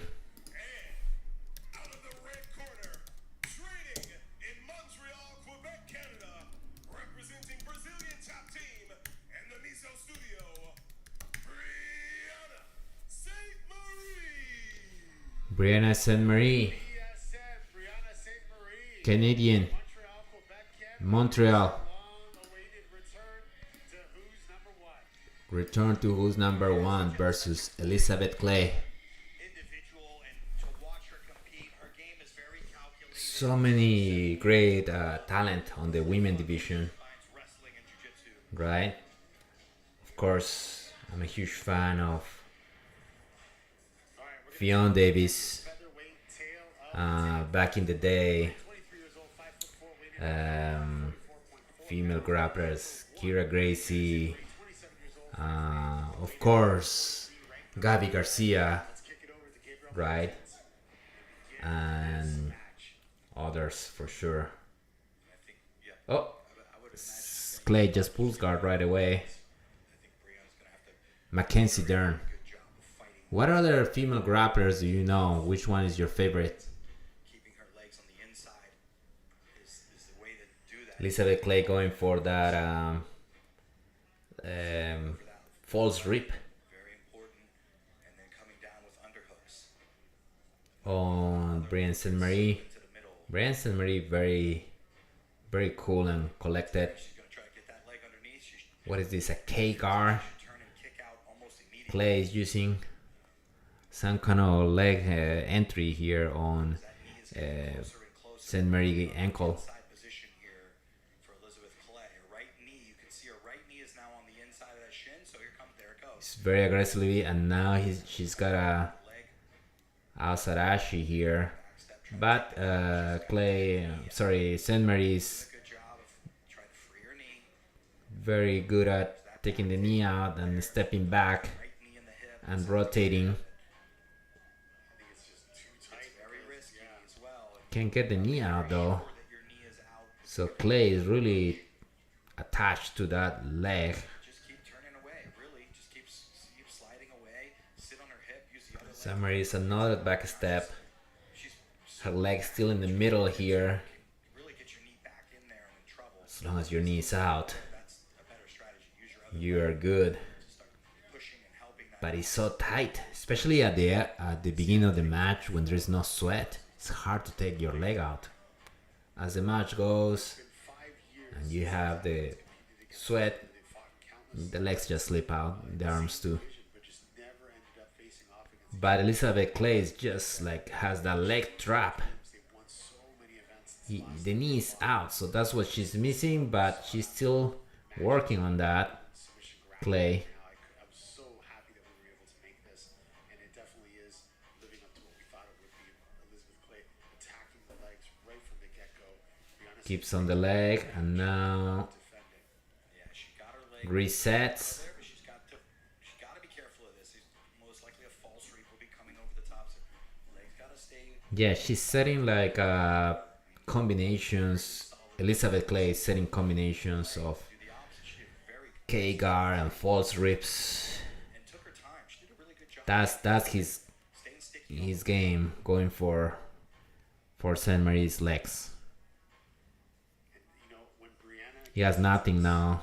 St. Marie got her leg out, and they just have this neutral crossface, she'll go over half guard with knee shield position. Elizabeth Clay on the bottom. the underhook of the bottom athlete. You know, a lot of times they'll go with that left arm and try to shoot for that underhook, which she loves because she's going to go for the guillotine or attack the Kimura, a la Fabio Holanda, the mastermind, the Kimura master. And as I Going said, for the leg again. but Elizabeth She's Clay, got a good wrap on the leg. a bit of space, just enough to enter her hips underneath, and now back on that leg.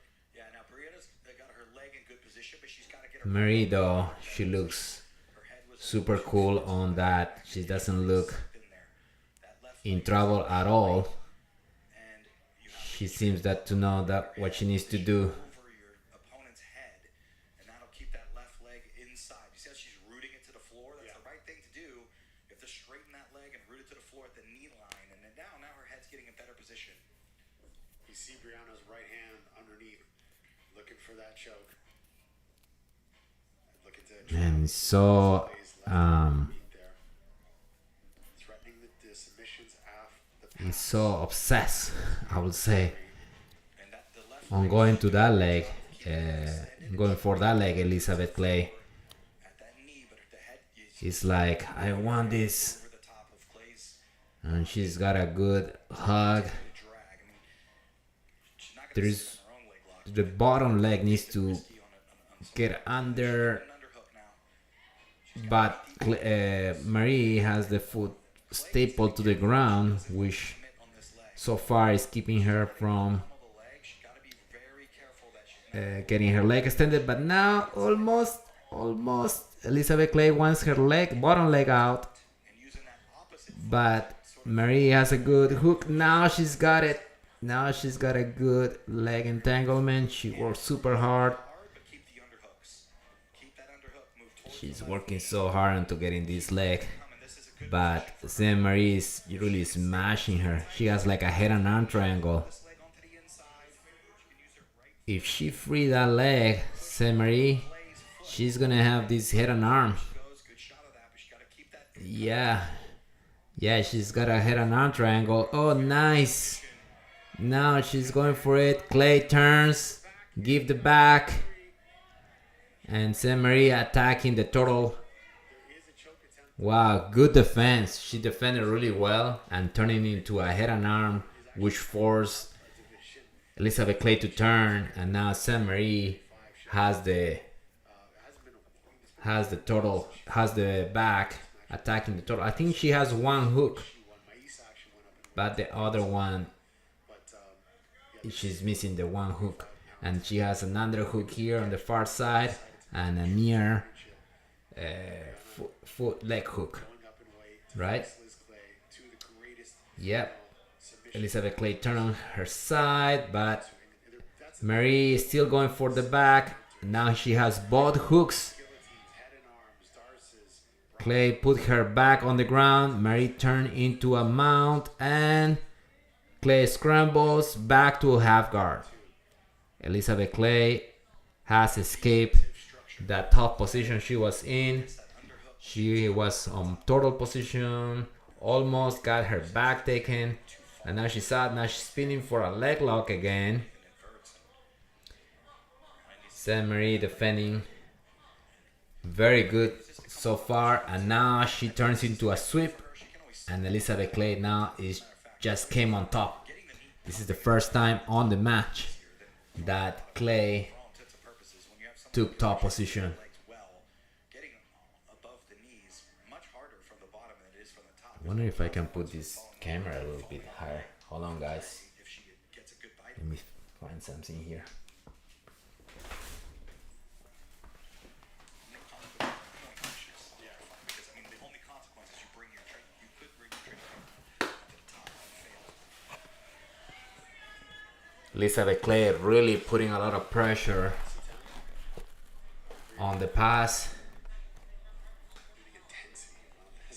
7 minutes 30 seconds.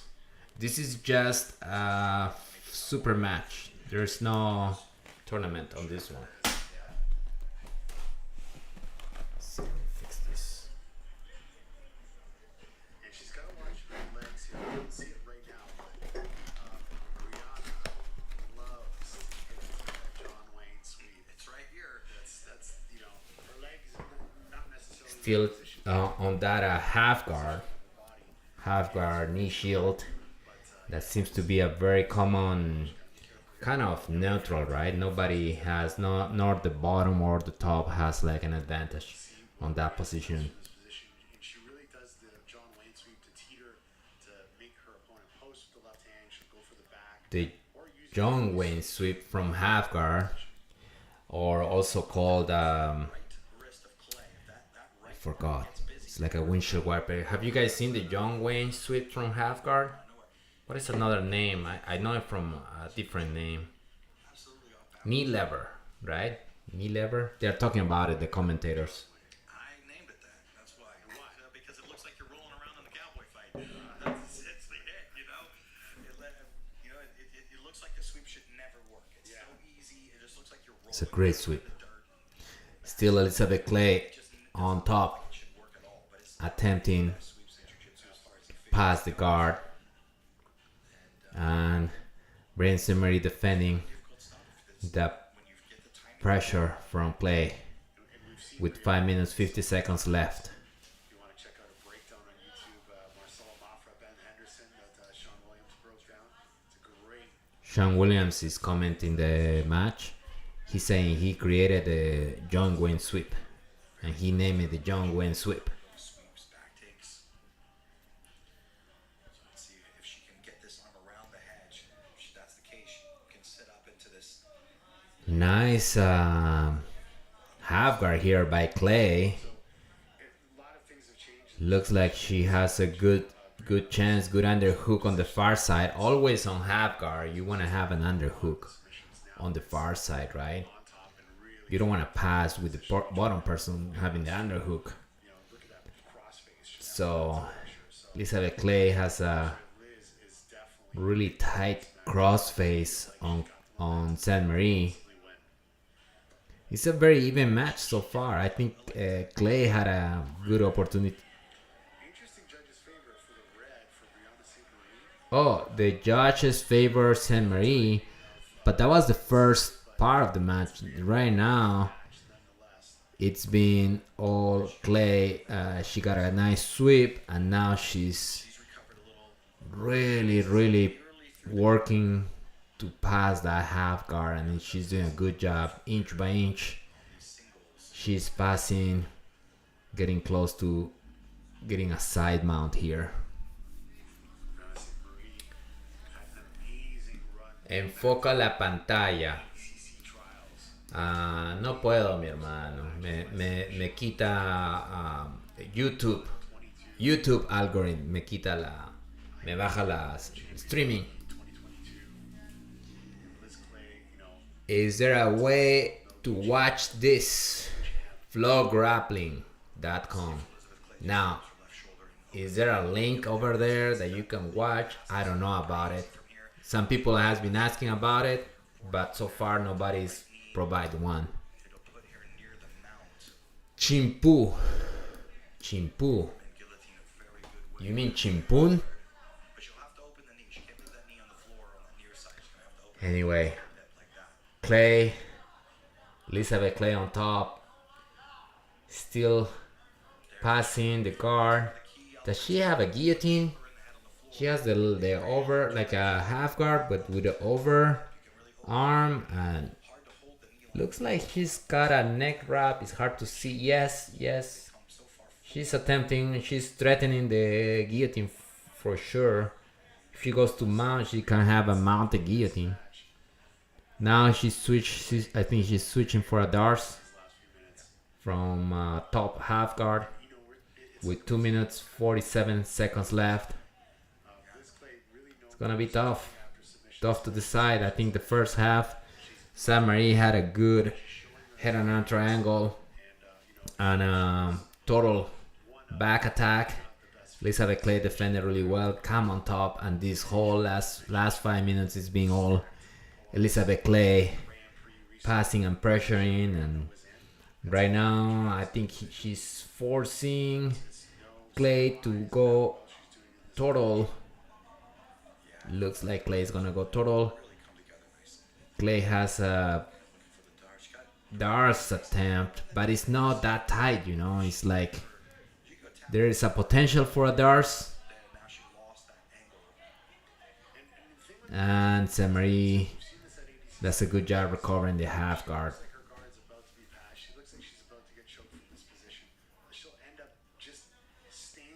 Clay from top has this guillotine, Dars. It could turn into a guillotine if she goes to mount, or it could turn into a Dars if she passes the side mount. But definitely has a good control of the neck. I think she's going for the mount. No, she goes back to knee cut, side mount with a 1 minute 20 seconds left. Saint Marie is doing a great job preventing the pass and preventing any choke attempts, any darces from Clay. I don't know who's gonna take this one. Now Saint Marie goes full total. Clay put her on her side again. It looks like she's going for the Dars now. She could have a tight Dars. I think she's got it deeper now. She was kind of loose. Brianna Saint Marie is signaling that everything's okay. 30 seconds, 32, 31, 30 seconds now for Clay to finish that Dars. threat that she has. And Marie has an ankle there. If she comes up like the Coyote guard, oh, she's coming up. She's coming up. Oh, she missed the ankle, but she still has a leg. There is a scramble, both standing up. Elizabeth Clay with the guillotine on the standing position, and Clay defending, and there's not enough time, and that's it. Good match. It was at the end, it was just kind of like fixing that position with Elizabeth Clay trying to pass unsuccessfully, but they spent in that position a long time, so we'll see. Gordon and Gaudio. When Gordon and Gaudio.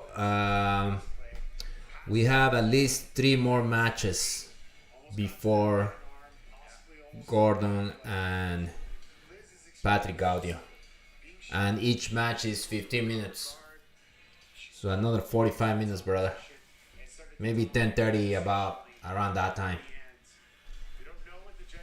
Oh, look, so, guys, Samir Griggs, he says read this and go and check, maybe it's there for the people asking for the link. But don't leave this stream though, right? Hang out with me here for a little bit. We'll see the decision.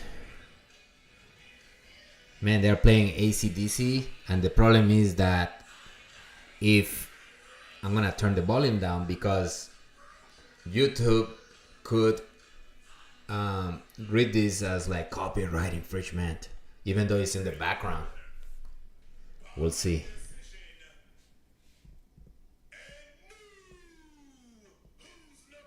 Winner by decision.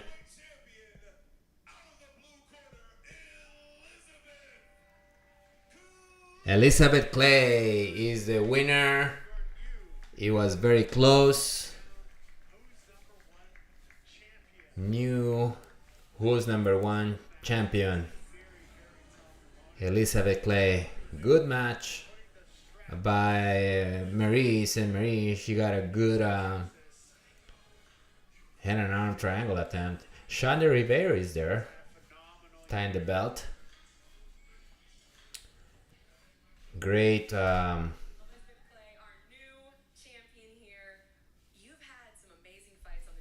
Great work. I mean, I feel like Saint Marie had a closest, like at least a submission attempt, but Clay definitely had, she was the one working the most, I would say. She was going for that leg lock and passing and darts, and could have been to it could have been to either one, I think.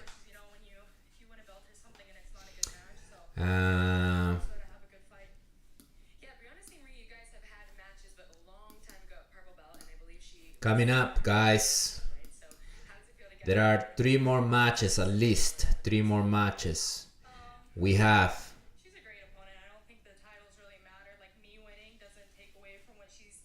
Gabriel Sousa versus Diogo Hayes. It's gonna be incredible. Mika Galvao versus Andrew Tackett. That's gonna be the final of the 170 pounds bracket. Diego Hayes versus Gabriel Sousa is the final of the 145 pounds bracket. And then, so there are 2 matches there, and then we have another women super fight, Rafaela Guides versus Natalie De Jesus. And I think after that, it's the fight that everybody's waiting for. Gordon Ryan versus Patrick Gaudio. Hang out with me, guys. Let's talk. Who do you think is gonna win? Why? Last time they both fought, Gordon he beat him by like 2 points.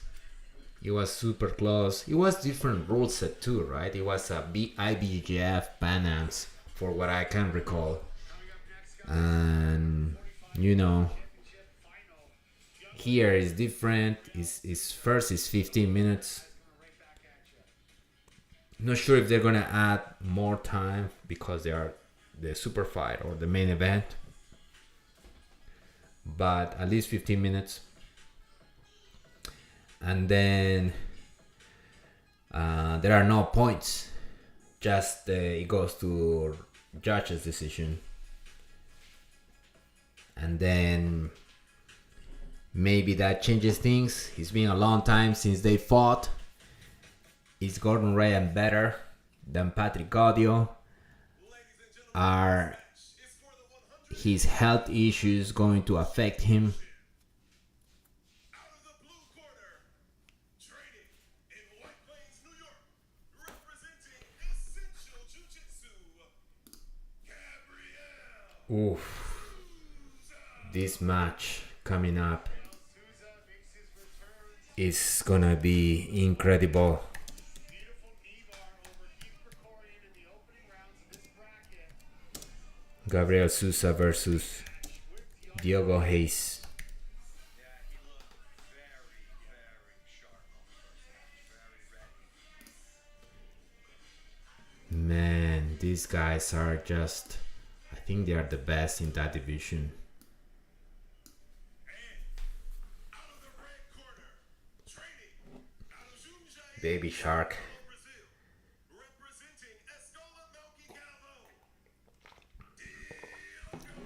Diego Hayes still with Melqui Galvao. I think there were a bunch of fighters who left that camp recently. Jiu-Jitsu originally from Manaus, Brazil. Now in Sao Paulo, makes his way to the 145-pound. Gabriel Sousa Who's number one? versus Diego Hayes, stepping on the mats, facing each other, about to shaking hands, and ready to go. 26 Gabriel Sousa, 21 Diego Hayes, so young, 5'5", both of them 5 feet 5 inches, 144 each of them, 144.2 Sousa, 144.6 Diego Hayes. Rank number 1 Diego Hayes, rank number 2 Gabriel Sousa.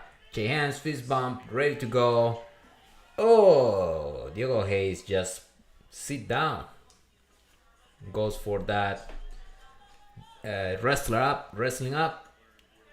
Got a body lock on Gabriel Sousa. Gabriel Sousa does a good job countering, moving to the middle, trying to cut the corner. Diego Hayes, nice switch for a takedown, jumping into the back. Diego Hayes jumping in the back of Gabriel Sousa. One hook in. Gabriel Sousa doing a good job preventing the second hook. Nice roll. He just throw himself forward and now escape, and now he's on the top. It's like watching two cats fight. These guys, the lightweights, are always full of action. At this point, Gabriel Sousa is on top, and Diego Hayes, Baby Shark, spinning for a leg lock. How does he even do that? Oh, he has an armbar on the far side. Gabriel Sousa, let it go. A lot of things happening. Too fast. Butterfly with a shoulder crunch. Everybody, I've seen the shoulder crunch with the butterfly sweep that Marcelo Garcia made it popular, and also Gordon Ryan. Everybody's countering that now. I haven't seen one of them working tonight, at least tonight. John Harding predicting that Gordon will win by smothering and tiring him out. Could be, he's done that before. Is he gonna have enough time? 15 minutes. If it's 30 minutes, I think he has a great chance of doing that, the tiring out strategy. Man, these guys, Sousa is just relentless on the guard passing. but Diogo Hayes is just not letting him. So Gordon Ryan has a box, like a pirate treasure chest, where I don't know, nobody knows what's inside. A lot of people say it's the prediction of the submission he's gonna use against Patrick Gaudio. What do you guys think? He's gonna catch him with a leg lock, smothering, triangle, arm triangle.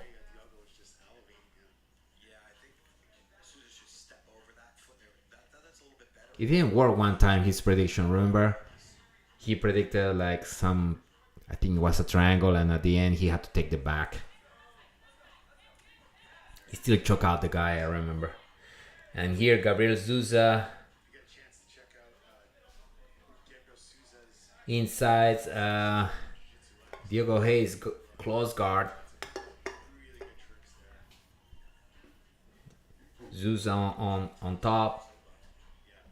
Inside, Diogo Hayes, close guard. Spinning for the leg lock, Diogo Hayes. And now, Gabriel Sousa, Diogo Hayes step back. As he escapes, as Diogo Hayes escapes, Gabriel Sousa has another attack, another leg attack, and another one. It's like a chain, like one escape and he switched to the other leg. But Diogo Hayes is doing a good job stopping the leg locks now. Oof. Nice, nice. Now Diogo Hayes comes on top. Take Sousa down. And they go out of bounds, resetting with Sousa on bottom. And Diogo Hayes on top. Inside, Sousa's close guard. Diogo Hayes holding on the armpits of Sousa. Now hands are on the floor. Sousa has an overhook on Diogo Hayes. Those overhooks are very good, but with gi, because you grab the other lapel and now the arm is secure. No gi is good, but so easy to, so slippery. Guy on top just free the arm so easily.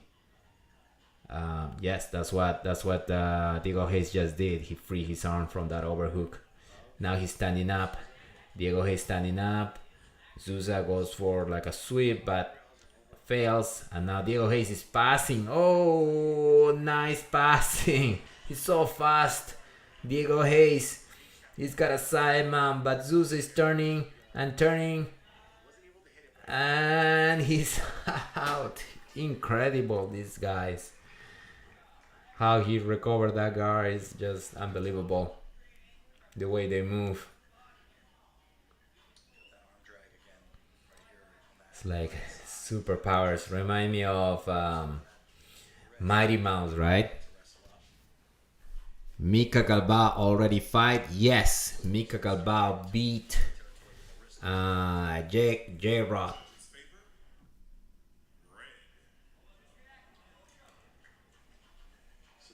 Diogo Hayes is the favorite of the judges at the 10-minute mark. Yes, Mika Galvao fought, he beat J-Rod, and he's gonna fight Andrew Tackett on the final. So you're gonna see one more fight of Mika Galvao.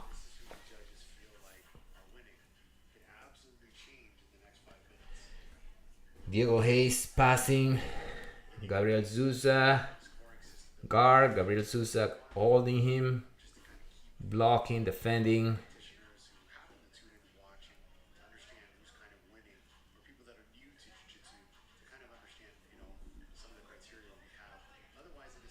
Diogo Hayes passing to the other side now. Half guard and Gabriel Sousa attempt a leg lock. Man, these guys are different level. They invert and go for arm bars, for leg. He take the arm out, goes for the legs. Unbelievable. Diego Hayes passing, side mount, Gabriel turns, go turtle, rolls, body lock by Diego Hayes. Now takes the back. Gabriel Sousa turtle coming up on his hands like the 4-point position. Resetting to the center with Diego Hayes on the back of Gabriel Sousa. Gabriel Sousa standing up with his hands on the ground, and Diego Hayes on the back with a full control, full real control. The ball standing, and Diego Hayes, he's not jumping, he's trying to pull him to the ground. Four-point position, they call it, right? Total is when the guys are down with the knees and elbows on the ground. 4-point is when the guys kind of stand up. Oh, nice hook by Diego Hayes, but Sousa gets back to his feet right away. Man, cannot attack him. Oh, now he brings him to the ground, but Sousa gets back up to his feet. And they're stuck in this position with Diego Hayes figuring out. Sousa just rolls but ends up in the same position, and now he's pinned for the leg lock. Nice attack by Sousa, going for Baby Shark's legs. Haven't seen a leg lock tonight. Everybody's doing a great job defending those. Oh wait, there was a knee bar, by the way. Yes, there was a knee bar now that I remember. Who got the knee bar? Forgot. Yeah, Sousa got the knee bar, right? Let me see here. Nice, Diego Hayes now. He's been the one closest to at least passing the guard, Diego Hayes. And then attack total, and now he's on full side mount, Diego Hayes. And now going for mount, but he's in the 3/4 mount. His leg is trapped still. Going for mount. Now side mount. Amazing pass by Diego Hayes. And now Sousa turns, total. Diego Hayes on the back, throwing the one hook, throwing the second hook, coming on top. Nope. Gabriel Sousa came on top. Wow, these guys, unbelievable. Great match, great scrambles. So who got the knee bar? Gabriel Sousa beat Ash Williams with a knee bar. And that's been the only leg lock I've seen, especially at least on the main card. Now standing up from close guard, Gabriel Sousa. Diego Hayes on bottom, defending the pass. Diego Hayes turn total. He spins, cuts on top. Sousa with the Kimura. Standing the arm bar. Diego Hayes escape. Sousa comes on top. Wow, these guys move so fast, man. It's hard to keep up with the action here. With Diego Hayes has an overhook. And these guys never tire. They're small, light division. They move full speed for the entire time. 4 minutes 30 seconds left. Gabriel Sousa now passing. Diego Hayes goes total, gets up. Sousa takes him down. This spin. Now Sousa going for the back of Diego Hayes. He's been taking the back, everybody's back, Gabriel Sousa. But Diego Hayes doing a good job putting his back on the mat, gets up to his feet, picks up a leg. Now he's on top. Now Diogo Hayes is on top. Pressuring. 3 minutes 55 seconds. So many scrambles in this match. These guys are the best of the best in this division.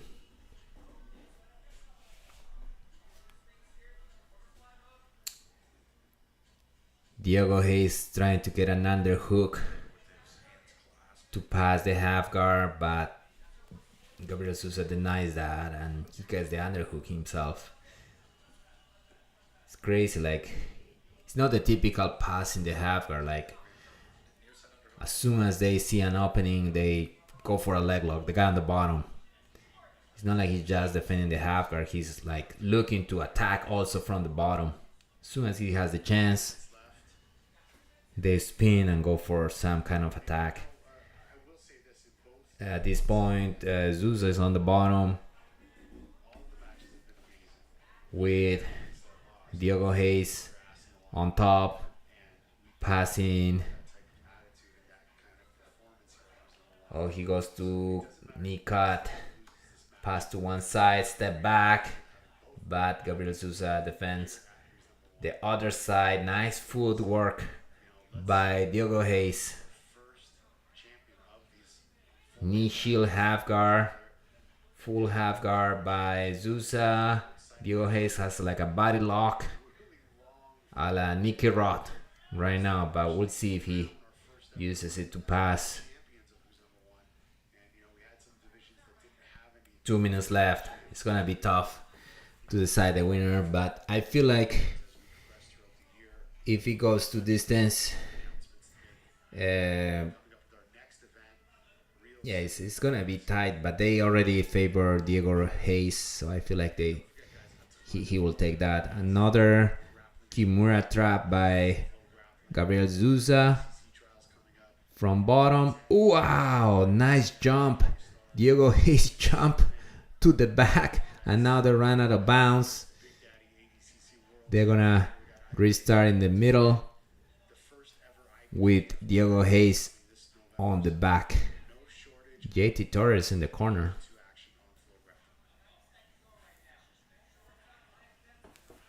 Wow, these guys are from another planet, man. Coming up, guys, main event.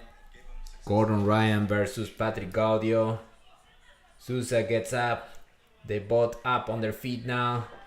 In the middle. Hand fighting. Collar ties. Underhooks.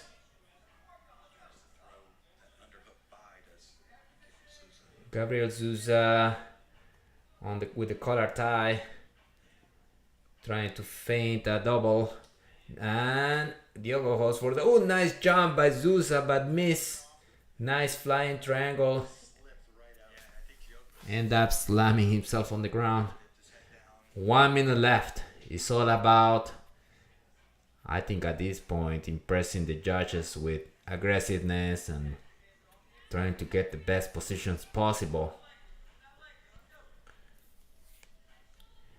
Coming up, guys, Mika Galvao versus Andrew Tackett. Nice pass by Diogo Hayes. Nice defense by Sousa.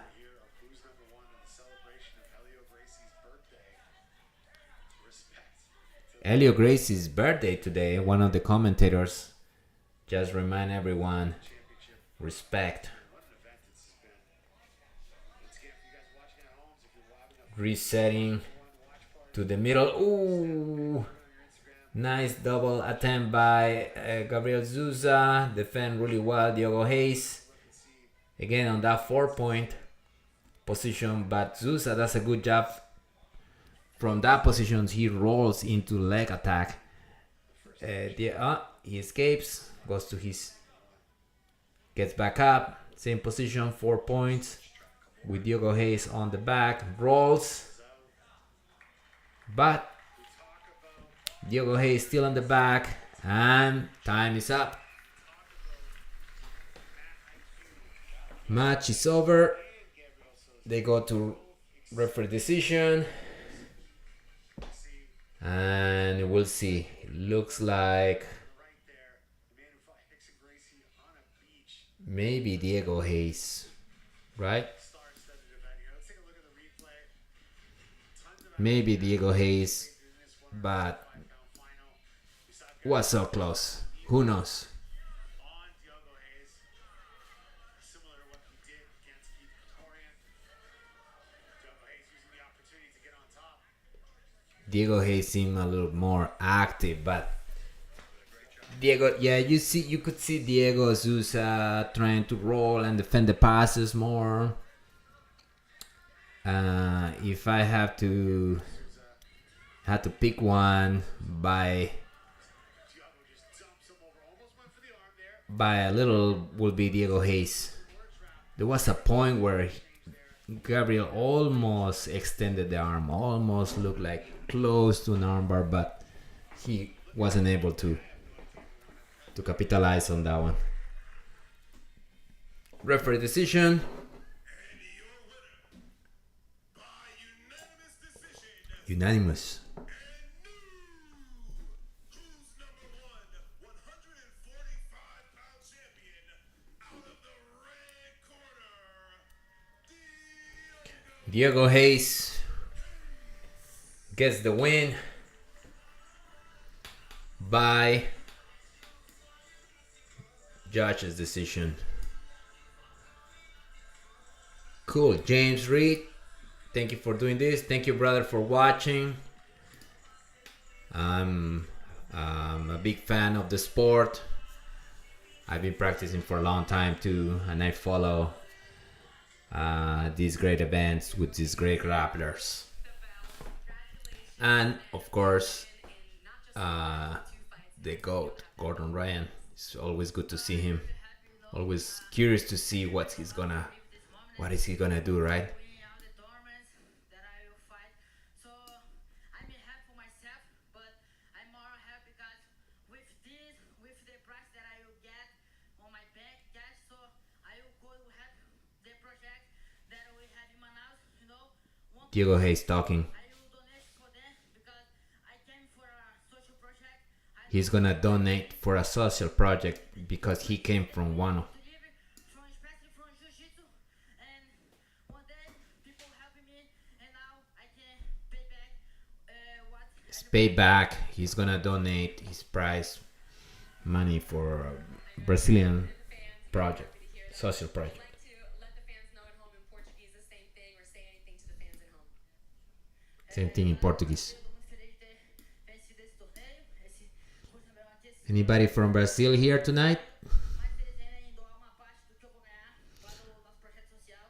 Que All right, guys, check this out. We have pessoas me ajudaram a chegar até aqui. Eu sou muito abençoado. a couple of matches left. Mika Galvao versus Andrew Tackett. That's gonna be the final of the men's 170-pound bracket. And also, I always wanna Then give the credit for this guy. we have Rafaela Guedes versus Natalie De Jesus. He recebeu o credit, esse guy behind And then Gordon Ryan versus Patrick Gaudio main event. So ganhar minha família, that's at least 30 more minutes meu Galvão. before the match. So now it's looking at 11 p.m. East Coast. I'm in East Coast. It's 10:20 right now. Até esses estilos. So 30 minutes, 40 minutes, something like that. I want to see today I could confirm this. So you can call me baby chat. What else, guys? Man, the other day I was watching a video where, of course, Craig Jones, always funny. El Segundo podcast, right? Who watch El Segundo podcast? I don't watch all of them, but some of them. The guy has a career as a comedian, Craig Jones, I feel. But he was asking J Rod about, do you know who Rafael Mendez is? And J Rod is like, no, who's that guy? And he kept asking, like, do you know who Marcelo Garcia is? Like, I have no idea who Marcelo Garcia is. He It's crazy. J Rod comes, he just trains, get better, and then he doesn't care what happened in his previous generation. He's like, it's not from my generation, right? It's outdated jiu-jitsu. It's just funny that philosophy of I'm just here to train, I'm getting better, beat everybody, but there's other people, right, who goes back and trying to see like their origins, learn the history and all that. And I wonder if people even know Helio Gracie, like his life, like his story, right? And a little bit of his work, right? I wonder what will be the greatest contribution of Helio Gracie, right? But I wonder if the new generation even bothers of going back and see who Helio Gracie was, right? Or they go like, who cares? We're just here and we're just practicing this sport and getting better. Yeah, it makes sense because, like, I mean, I guess the soccer players, do they go back and look at Pele's matches? I mean, I guess they do, right? Anyway, I just wondering because today is Helio Gracie's birthday. He will be, I think, 110 for what I remember. And it's cool. It's cool to remember Helio Gracie, one of the founders of Jiu-Jitsu. I actually had a lot of stories from Helson Gracie. I don't know if you guys know this, but I'm a Helson Gracie black belt. While the event, by the way, is there in commercials right now, so I'm just talking here. But Helio Gracie Helson Gracie has cool stories living with Helio, right? He was a strict guy, but at the same time, all his sons and nephews will love him too. Helson loves his father, right? He calls him my daddy. My daddy used to say this. My daddy, who's your daddy? One time I said, Helson, your dad, Helio. He's like, Helio? Who's Helio? I say, well, Helio? And he said, Helio Gracie. If you guys want to pronounce, it's not Helio Gracie or Helio Gracie. It's Helio Gracie. But one cool story that Helson tells is that Helson went to Hawaii to teach Jiu-Jitsu. I think in the late 80s. I think he must have been one of the first Jiu-Jitsu teachers in Hawaii. He brought Jiu-Jitsu to Hawaii. Maybe there was somebody there before, but definitely one of the first ones, Helson Gracie in Hawaii. And he was there for years before he came back to Brazil.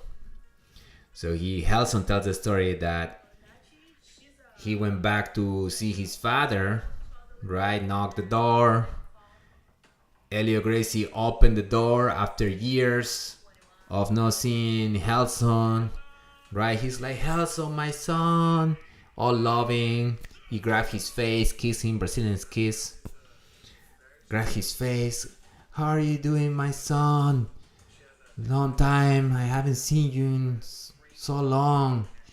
And then Helio Gracie goes, did you bring your gi? And Helson's like, yeah, Dad, I have my gi. And Helio's like, let's go. Let me show you the latest choke I've been working. So that's the first thing they did. After years of not seeing his son. Hey, my son, how are you doing? Let's train. Bring your gi. Let's practice. Crazy, right? Like Helio Gracie was obsessed with jiu-jitsu and tweaking things and perfecting techniques even in an old age. So cool. So cool to have somebody so passionate about the art. Anyway, let's keep going with this, guys. What do you guys think? There's a women match, and then Mika Galvao final, and then Gordon Ryan versus Patrick Gaudio.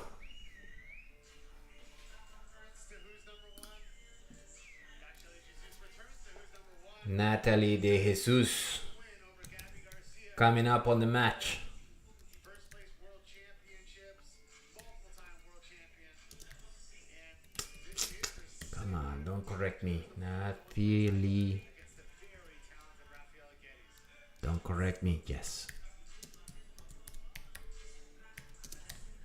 Natalie De Jesus versus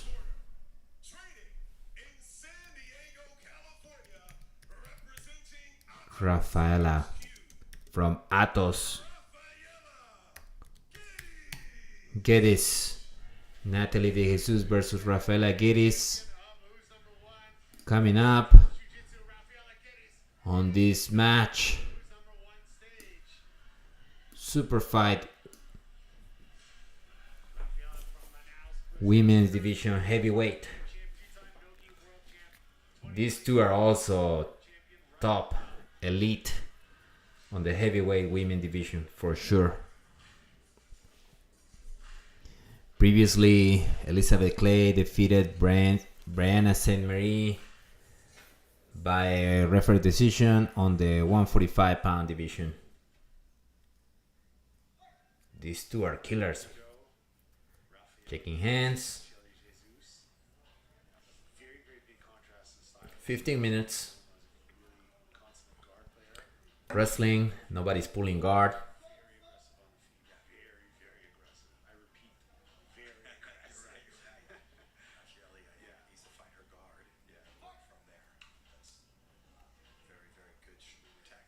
Sitting down.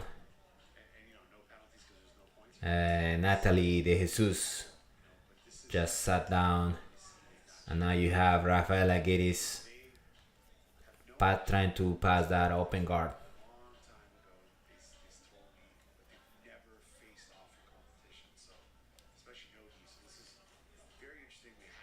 Natalie De Jesus bottom. Oh, there's been a strike on the nose, maybe a foot. The match has stopped right now. Checking on Rafaela Geddes. Something hit her mouth or her nose. Seems to be alright. Resetting. She was trying to pass the guard and then a foot hit her. Natalie De Jesus on his sitting down on the ground.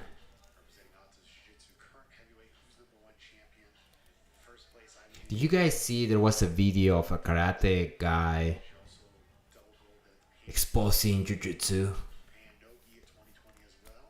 It's kind of ridiculous because he was criticizing the pulling guard situation.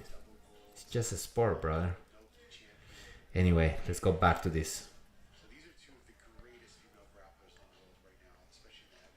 I think the pull guard comes because otherwise it'd be wrestling, right? Or yes, let's say, yeah, Jiu-Jitsu, I guess, the sport of Jiu-Jitsu, when you talk about the sport of Jiu-Jitsu, you talk about the ground, right? So pull guard is just a way to go to the ground, whereas where the Jiu-Jitsu happens, right?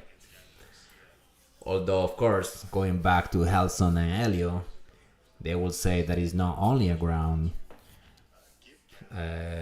art, it's also standing.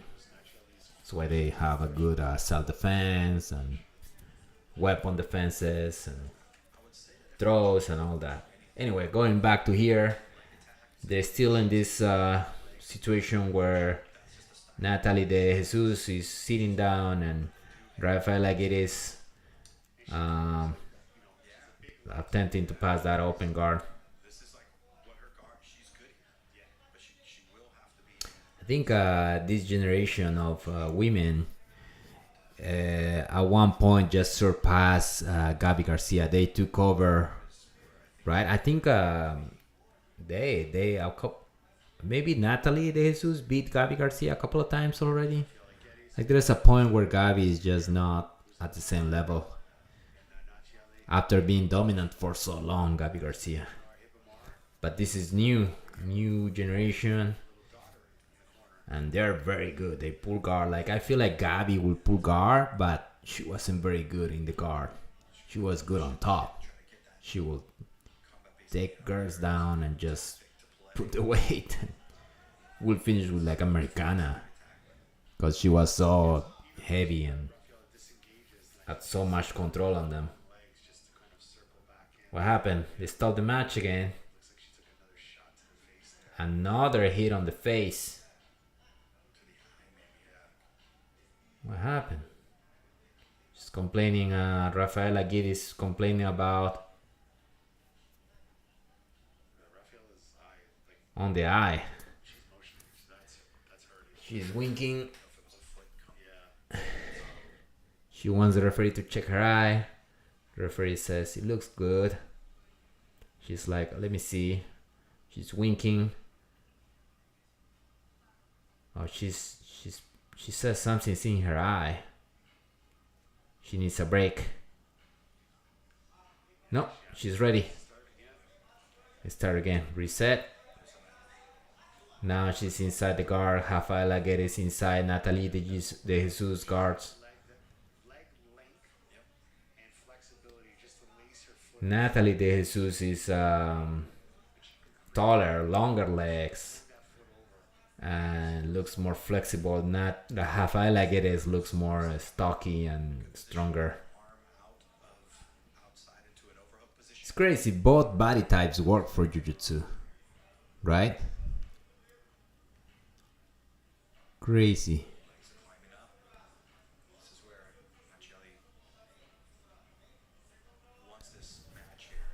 John, have you trained with Henner since 2017?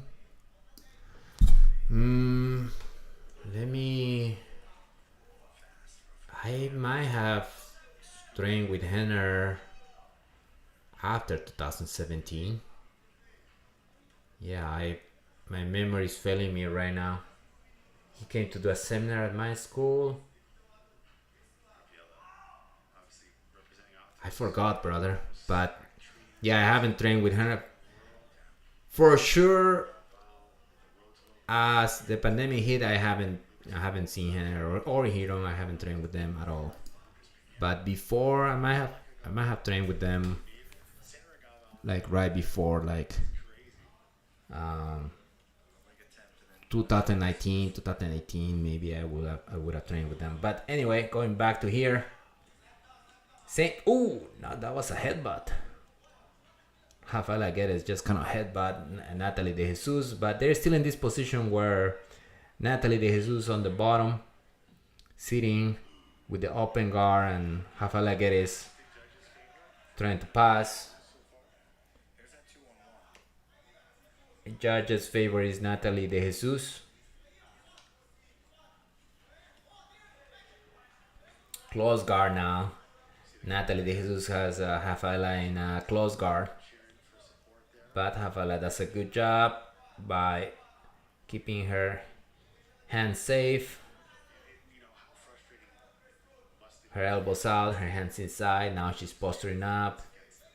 Yeah, it's good. I think it's a good thing for them too. It motivates them. It gives them a nice sense of what's going on. Link para assistir alguém Zalba. Meu irmão, there's a guy here who said that. Wait, let me find him. Medstream, what's that? Check this out. Go here, but don't blame me if this is spam or virus or something, okay?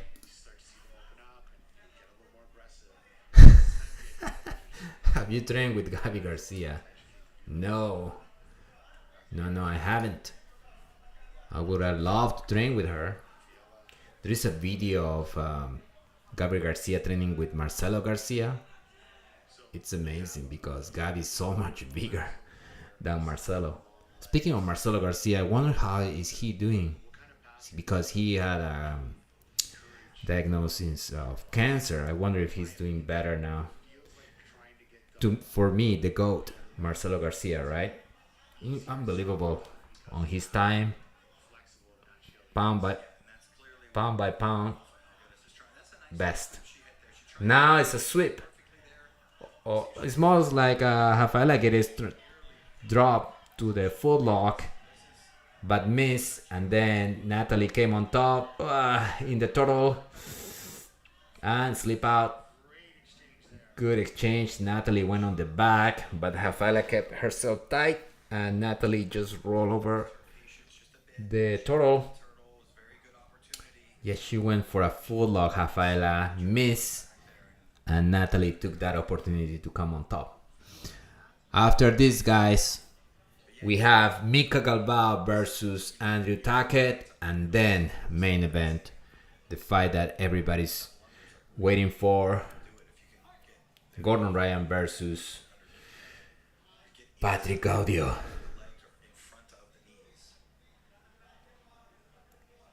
Rafaela here. Natalie.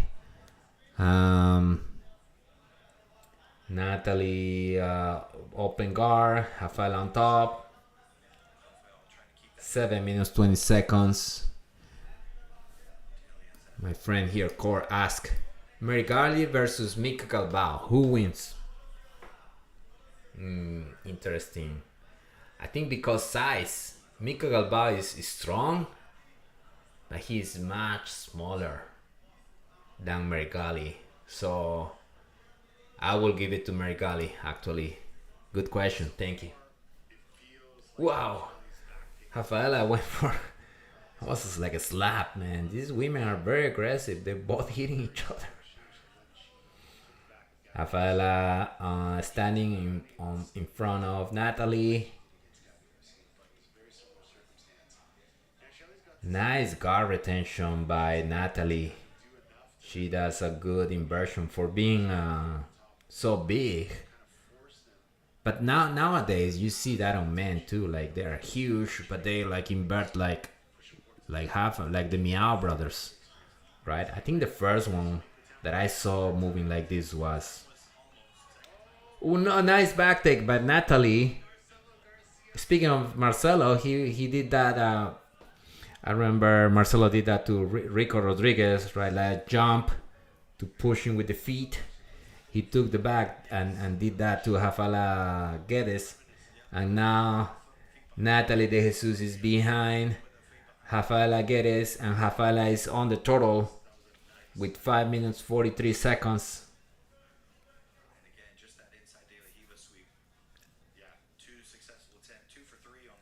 Under over seatbelt grip, but no hooks.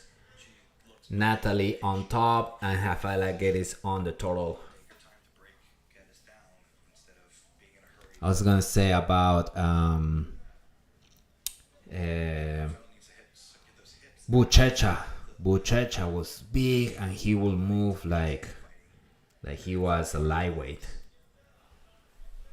But anyway, we still have Natalie here, no hooks, but with a seatbelt grip on the turtle. Now she goes for one hook and Rafaela rolls and successfully put Natalie on her guard. So now we have Natalie on inside Rafaela Guedes close guard. Merigali versus Mika. Somebody else asked this question, right? Like who will win? I think Merigali because size. It's not gonna be an easy match, but they're not fighting tonight. Mika Galvao is fighting in a second. You'll see Mika Galvao versus Andrew Tackett. After this women's super fight is gonna be the final of the 170-pound division, Mika Galvao versus Andrew Tackett, and after that we go with the main event, Gordon Ryan versus Patrick Gaudio. It's interesting now. Natalie is on top, which the entire time. Oh, now Rafaela now has swept Natalie and Rafaela is on top. It would have been great to see Natalie passing the guard, right? But Rafaela did amazing. Great movement. But by Rafaela. So far though, looks like Natalie she had a good sweep. She was attacking the turtle. She's probably the favorite right now. We'll see. There are 2 minutes left, and anything can happen here.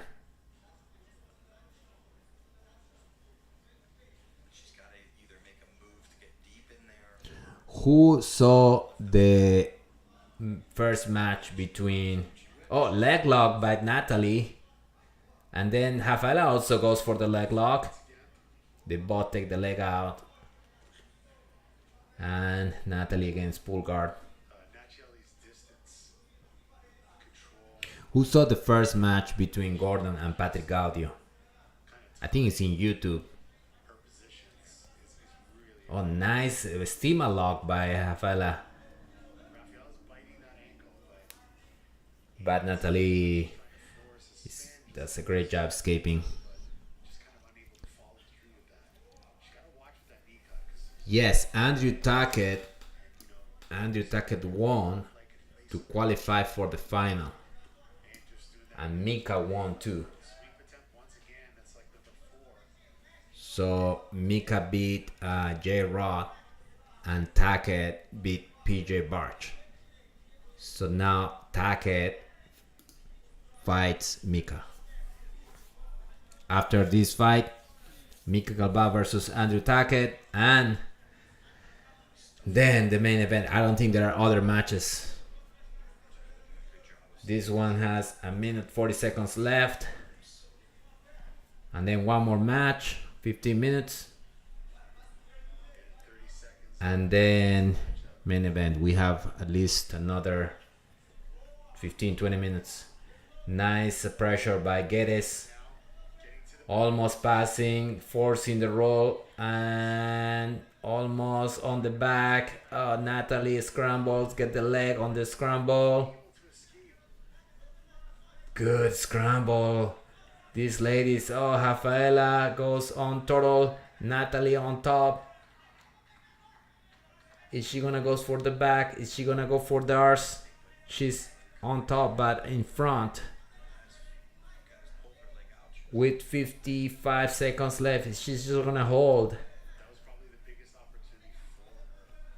Is she going to spin to the back? Rafaela on turtle with Natalie in front on top. Spin to the back. She's on the back. He's gonna try to put hooks. Control the back. Rafaela already has an arm ready to defend the incoming hook. But oh no, in doing so, her arm is trapped now. Oh no, her arm is trapped, but she gets out with 7 seconds left. Both of them standing up. Man, that exchange there at the end, they were collar tying with slap. Natalie sits down. Time. Natalie takes this one. They're hugging, showing respect. Good match. And we have one more match, guys. One more match. Mika Galvao coming up. And then the main event, Leggy Enterprise. Can I talk to you? Yes, brother. Nice highlights here. Geddes drops for a leg lock, but backfire, end up being on the bottom. And then total. Yeah, Rafaela Guedes was on the total a couple of times, and then the Marcelo Garcia takedown from the back that Natalie did, and there was a close pass by Guedes, which Natalie rolled and almost took the back, but Natalie got the leg lock and defense, so she didn't even have a look at the back. Natalie take this one for sure.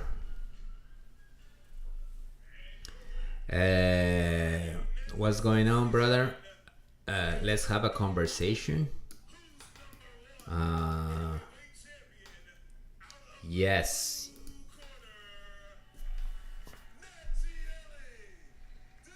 Natalie de Jesus officially wins the match and becomes the Who's Number One champion, heavyweight women division.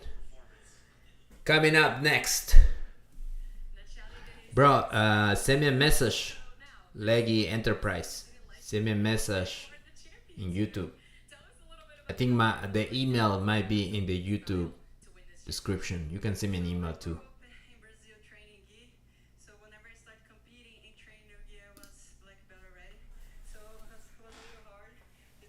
She said she's trained Natalie de Jesus. She trained the gi mostly, and now transition to no gi is different. My jiu-jitsu is good enough for both. But her jiu-jitsu is good for both. As a multiple-time open class champion in the gi, we've seen you at ADCC, now beating a silver medalist at ADCC and taking the belt. Can we expect to see more of you in no gi, or who would you like to defend this against? What's next for you? What's next for you? I want to compete more in no-gi. I don't have any naming on my mind right now. She doesn't have any name. I'm here, heavyweight, any heavyweight that would like to compete against Anybody. I'll be ready. She'll be ready. So tell us a little bit about the Portuguese Her demeanor is like, like here behind you. Like she's the table tired or there when you and Heba compete. So talk to us a little bit about that. So, before anything, I would like to praise Jesus Christ in here because many times I thought to give up after having a baby. It's so oh, she had a baby competing at high level again. recently. But I want to prove it for all mommies and daddy that it is possible. Cause Wow. Her daughter is there. So cool. My wife is pregnant. Jesus Christ in here because And she goes and trains. She doesn't spar though, but we do some techniques standing up. She teaches a women class, women's self-defense. everybody that I love them. Definitely there is a point where, yeah, you don't want to, like, you want to take a little break. If you are a female, have kids. Congratulations, Natalie Jesus. But my wife competed when we had the first, my first daughter.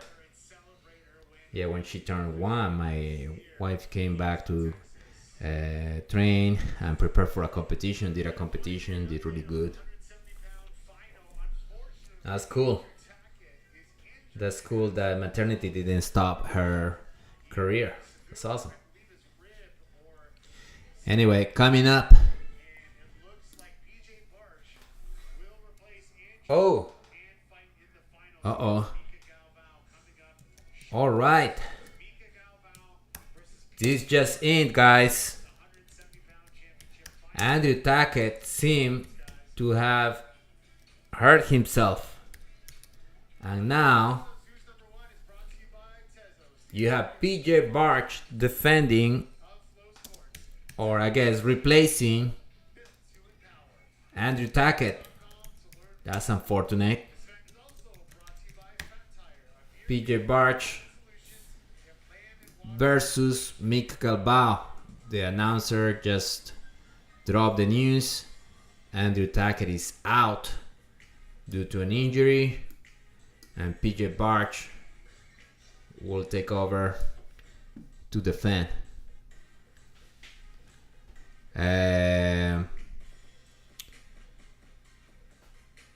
What is Gordon match? The archive. What is? Wait, the Gordon match yet to start? Yes, bro. It hasn't started yet. It's there's one more match. The final of the welterweight division, and then you have the Gordon match. So hang tight. Albert Peralta, is Gordon match over? No, it's not over. It's coming up. There's one more match, and after that one, you got the main event.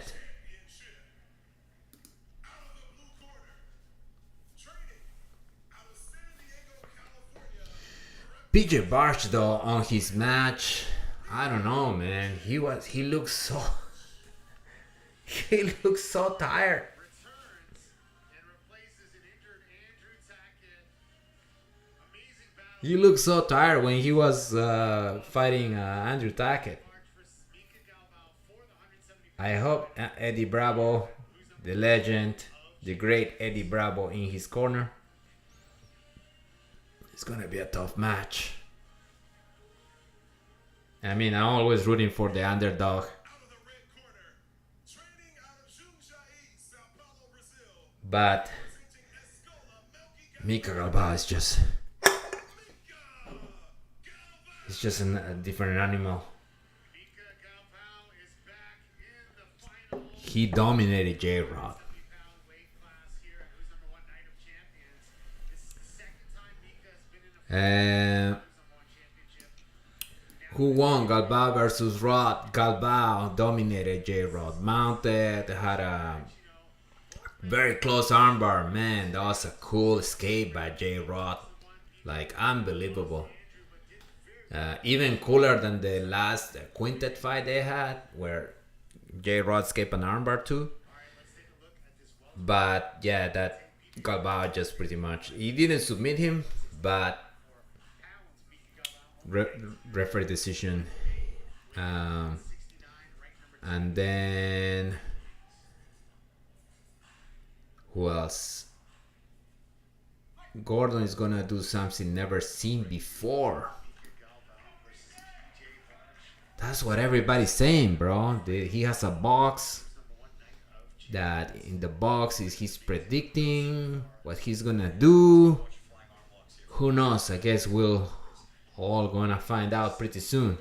And the Galvao match just started. Oh, PJ Barch just tossed Galvao out of the mat. Oh, no, he hurt his foot. PJ Barch just hurt his foot on that takedown. I don't think he's gonna continue. He's grabbing his face. He's grabbing his face. He's limping. I couldn't tell if maybe his knee popped or if he hit his head on the concrete. If his knee, he cannot continue. His foot, I think he looked like he almost face planted there. Hard to tell from that angle, but yeah, he was dizzy. It's not a knee problem. or it was the hit when he took Galvao. His face hit the mat. Maybe he's dizzy. Looks like he's fine. Referee asked him. Good to go. Whoa, wow, that was a close one.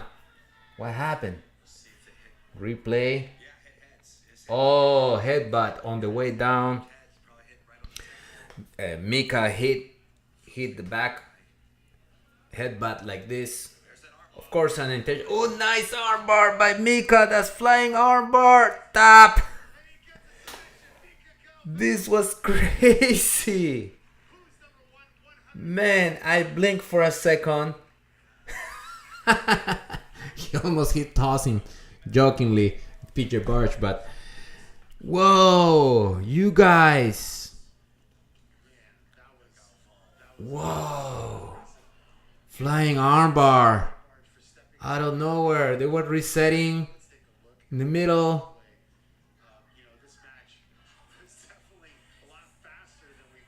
Wow, he jumped into the armbar. Out of nowhere. Jeez. Dang. This was crazy. Armbar by Galvao. Different level. Mika Galvao threw a flying armbar out of nowhere. Got PJ Barch by surprise. He had to tap. The arm was fully extended. J-Rod survived that armbar though.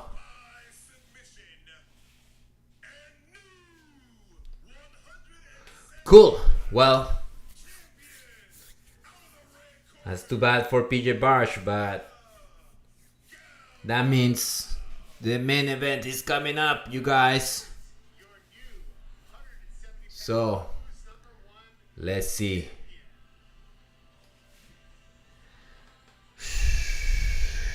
Leggy Enterprise, you listening to my message?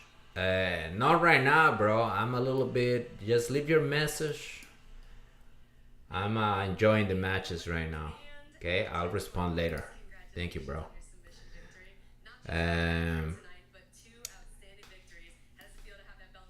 J-Rod lacks some basic fighting spirit. I see it on the way J-Rod carries himself. Galvao is like a veteran. Yes, Galvao is definitely a more seasoned veteran fighter.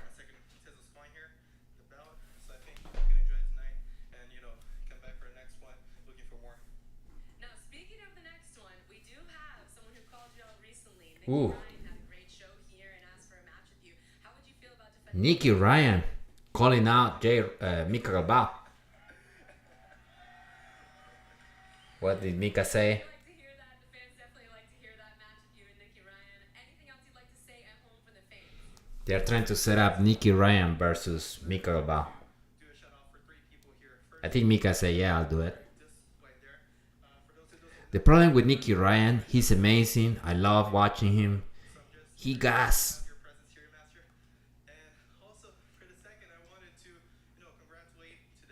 And Mika Galvao doesn't gas. It's like J-Rod, they go forever.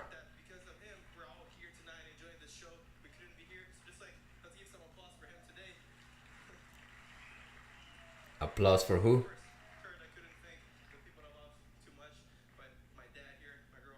He's thinking his dad, his girlfriend. Baby Shark. He's Baby Shark's his training partner, guys.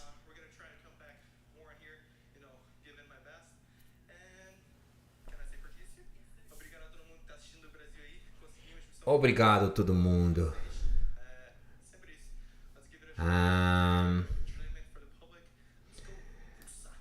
I'll be back in 2 hours. Bro, this is gonna be over. The main event is coming soon. This is gonna be over in the next 20 minutes.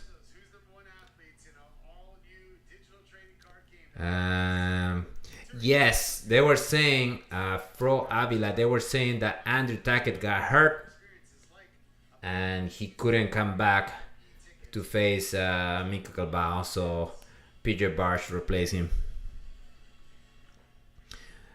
Share the link, Anthony. I don't have the link, bro, but somebody here, if you check the comments, had some kind of website where you can go. Leggy Enterprise, what do you think about violence in street fights? Street fights, yes, man, they are dangerous. I don't recommend anybody getting in street fights. They are negative. Don't do it. Don't fight in the streets, bro. You never know what's gonna happen in a street fight. You can have all the jiu-jitsu you think, you know, and you are better prepared than the average, but look, they kill Leandro Law, right? The guy just pulled a gun out of nowhere. Somebody can pull a knife. Don't get in fights. That's what I think. Just don't get in street fights. Yes, Fro Avila. PJ Barch lost, but Andrew Tackett got hurt, so they got PJ Barch face Mika Galvao. Are you gonna show it, the the screen. I can't. If I show the screen, bro, I'm gonna get pull. My video gets canceled from YouTube or Facebook.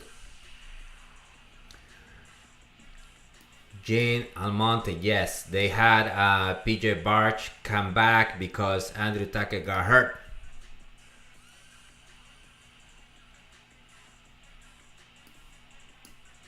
Rest in peace, Leandro. I guess you mean Leandro Lo. Yes, bro. Such a great guy. Everybody loved Leandro. That was the day before the Gordon versus Pena match, remember? And I feel like it must have affected Pena, but at the same time, Pena, if you are affected by the death of your friend, simply don't show up, man. Don't show up. Gordon is saying that Pena asked for more money, like I don't want to fight, but if you give me more money, then I will show up. I think there is a debate there, but I mean, people try to discredit the win of Gordon by saying that Gordon forced Pena to fight. Who knows the truth? You know, everybody's saying their own version, but truth is, he showed up and he lost. He quit, and that's the facts, right? Gordon next, yes, bro. Gordon next. Gordon and Patrick Gaudio coming up. The king is back versus who here is a Patrick Gaudio fan? Anybody wants Patrick Gaudio to win? I feel like I would like to see Patrick Gaudio win. Why not? I love Gordon though. He's good. It's gonna be tough for Patrick Gaudio. But you know, I'm a fan of good jiu-jitsu, just good technique, right? That's what I like. I don't care your camp, your team, your teacher, whoever, but if you have good jiu-jitsu, I appreciate that, right? Like a good artist. If you have cool moves like Mika Galvao, right? Like amazing guy. You cannot hate on that, right? Like pure talent on display. I think Mika Galvao, if he was bigger, he would definitely be a big threat for Gordon, for sure.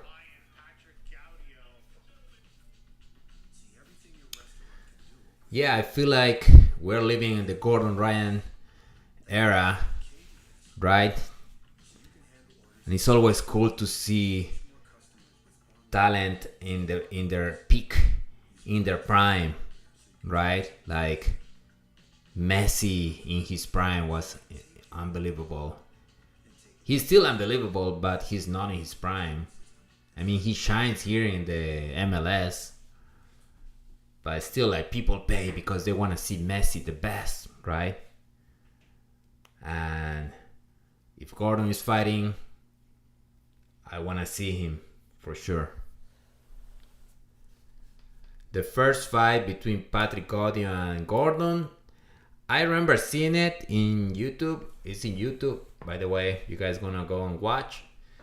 But I don't remember very well. I think it was very even, right? And then I think Gordon scored at the last 30 seconds or so. I don't remember.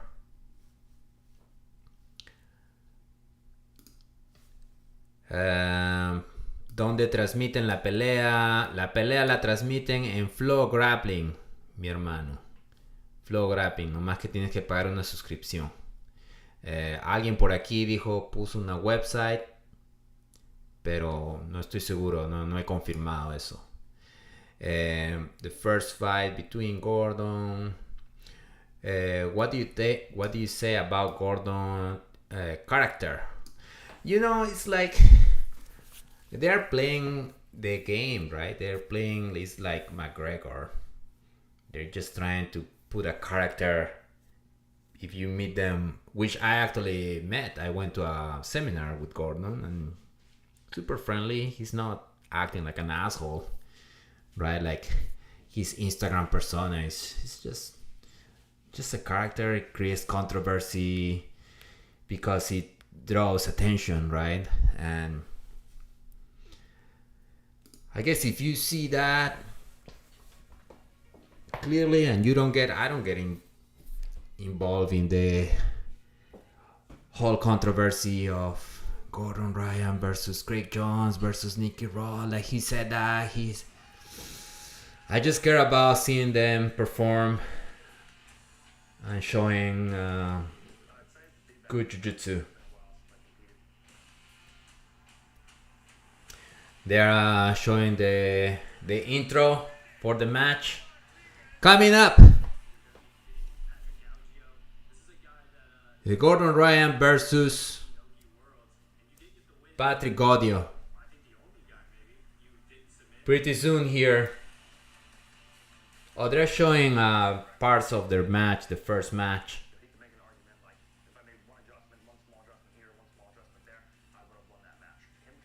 He said that was the only guy he couldn't submit in that tournament.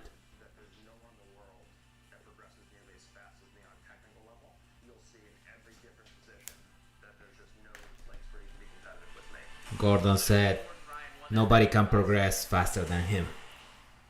He's way ahead of everybody. So let's see. Can you hear me, Leggy? I can't hear you right now, bro. Mika Galvao is the future.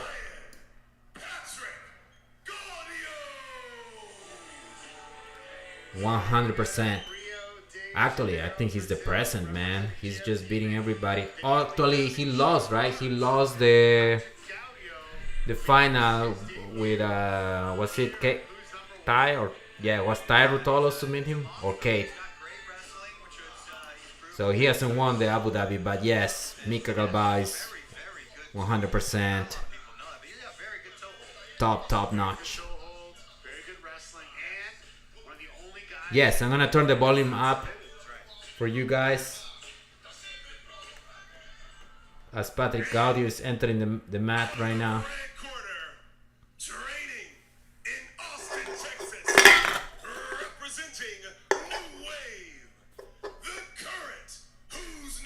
Thank you guys for watching. They're announcing Gordon coming up with a box in his hands. What's in the box? Nobody knows. Current heavyweight, who's number one champion with the spooky submission box that we have no idea what it's about. What is that about? What do you guys think is in the box? Champion, superfight champion. You're welcome, bro. Braxfar. Thank you, bro. Thank you guys for joining the stream.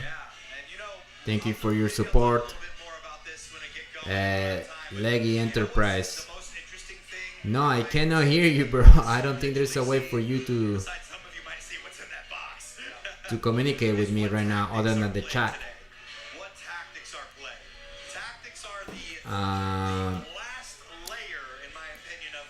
Kate,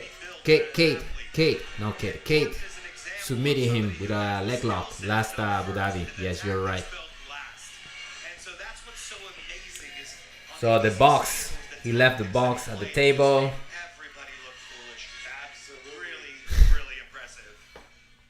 What is in that box? I bet it has to be the submission, right? Like the submission that he's planning on getting Patrick Gaudio. It backfired on him that one time, remember? He predicted a triangle, and I don't remember what he predicted, but oh, the match started already. You guys, you're already standing. They're already standing. Collar ties. Gordon wearing white rash guard, white shorts. Patrick Gaudio, especially at a little shorter. number one in these higher I think Patrick Gaudio weighed in 225. Gordon weighing at 228. display and show everyone why he's Patrick Gaudio wearing a dark match was right guard. Oh, got a single leg, Patrick. He's got a single leg. over all of his Moving to the middle. in the course of the last He's fight. gonna finish You know, the single leg. to the limit. And you know, Gordon even said, hey, if you had a couple extra grips, Come on, Gaudio, go finish. you know, got an advantage. And Gordon free his leg. Yeah, Gordon very heavy on the head. There's some foot sweeps coming. You can see he's trying to walk him The mother's milk submission. side. You're So right. if you walk to that left side, he can catch that foot. Kobayashi, right? The mother's milk submission. The smothering. Maybe, right? That would be cool. That's like a bottle So right-sided foot of sweep, milk. he's walking to the left. Still standing, both of them. Collar ties. Again, is heavy on the head, heavy on the head. Gaudio needs to take that, get on the elbow. Gordon Ryan, Gordon has collar tie. current heavyweight, who's number one Much taller defeated. than Gaudio. First place ADCC in 2017, double gold in 2019. Won the heavyweight. Both of and them superfight with the 2022, made history. hand fighting. First person to ever do that. Also won the world nogi double gold. Collar tie by Gordon. That collar tie is so heavy. After a while, it starts like Her and Mr. Gary Tonin. weighing in. Of Oh, it's 30 minutes, guys. This is good. Gary Tonin also, who's number one. There's 28 minutes left. The 2 minutes pass. 20. I love this. 30 minutes is awesome because you can see the grapplers at work You can contrast and slowly start advantage with tactics or developing their versus strategy. submission with tactics. When it's 10 minutes, it's too fast. Too fast at this level. Throw a curveball, but 30 minutes is great. already exceptional at submissions. It's some. I don't believe. Oh, Gordon getting a single and putting Gaudio down. Gordon just got a single and push That's something Gaudio's head and he's just put him down on the ground. very common takedown. Gordon is on top. Swat that head and get his opponents down, but he was not able to do it earlier to Gordon. Gordon gave him a taste of his own medicine. Gaudio going for a deep half. From that half guard position, he couldn't move him. No, I tried to get underneath there, but Gordon is very big. And successfully. His base. Somebody yelling out, "What's in the box?" Gordon on top, half guard. So let's see. Top half guard by Gordon. He's kind of stopped in that position like a Space coming on. You see Gordon's hand in the middle of the back. If he chooses to put that there and he'll put his weight right onto his hand. And like a little rest stop. Gaudio came in with a knee shield. Gaudio needs that wrist. Needs to get his leg back in there. Get some of the weight. Gordon still with the heavy pressure. Gordon's weight. And you know, Gaudio is not necessarily a bottom player. He likes to kind of create. Gordon by distance. full Nelson. He's got some good sweeps. That would be cool. More so in the gi. Full I think Nelson. really favors the top position. But Gordon on top of the half guard. Shutting him down with that crossface. Cross face is deep. Cross face is He doesn't have his right arm. tight. Doesn't need it if he's Patrick this flat. Gaudio's He's gotta get face his is flat. being pushed He'll be able to push by Gordon's shoulder. Open up that right knee. Gaudio trying to shrimp and try to get an underhook. Voice of Julio Cesar.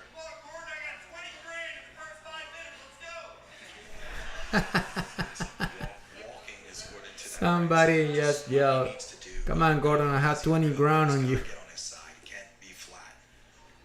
He's gonna carry this weight. Gordon This is a very putting a pressure here on place to be Patrick Gaudio, carrying somebody's weight that's this level. pushing the knee.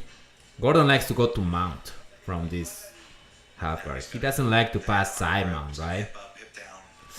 And either knee cut or just go Bro, right to this the mat. doesn't look good for Patrick Gaudio.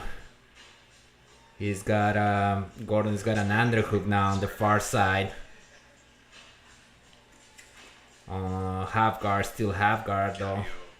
Training with Victor Honorio.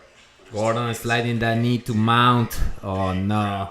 If he goes to mount, You know, the GF team. nothing good is gonna happen. It's gonna Tremendous top players producing so many way to champions. Rodolfo Patrick Gaudio from there. Evangelista, so many more.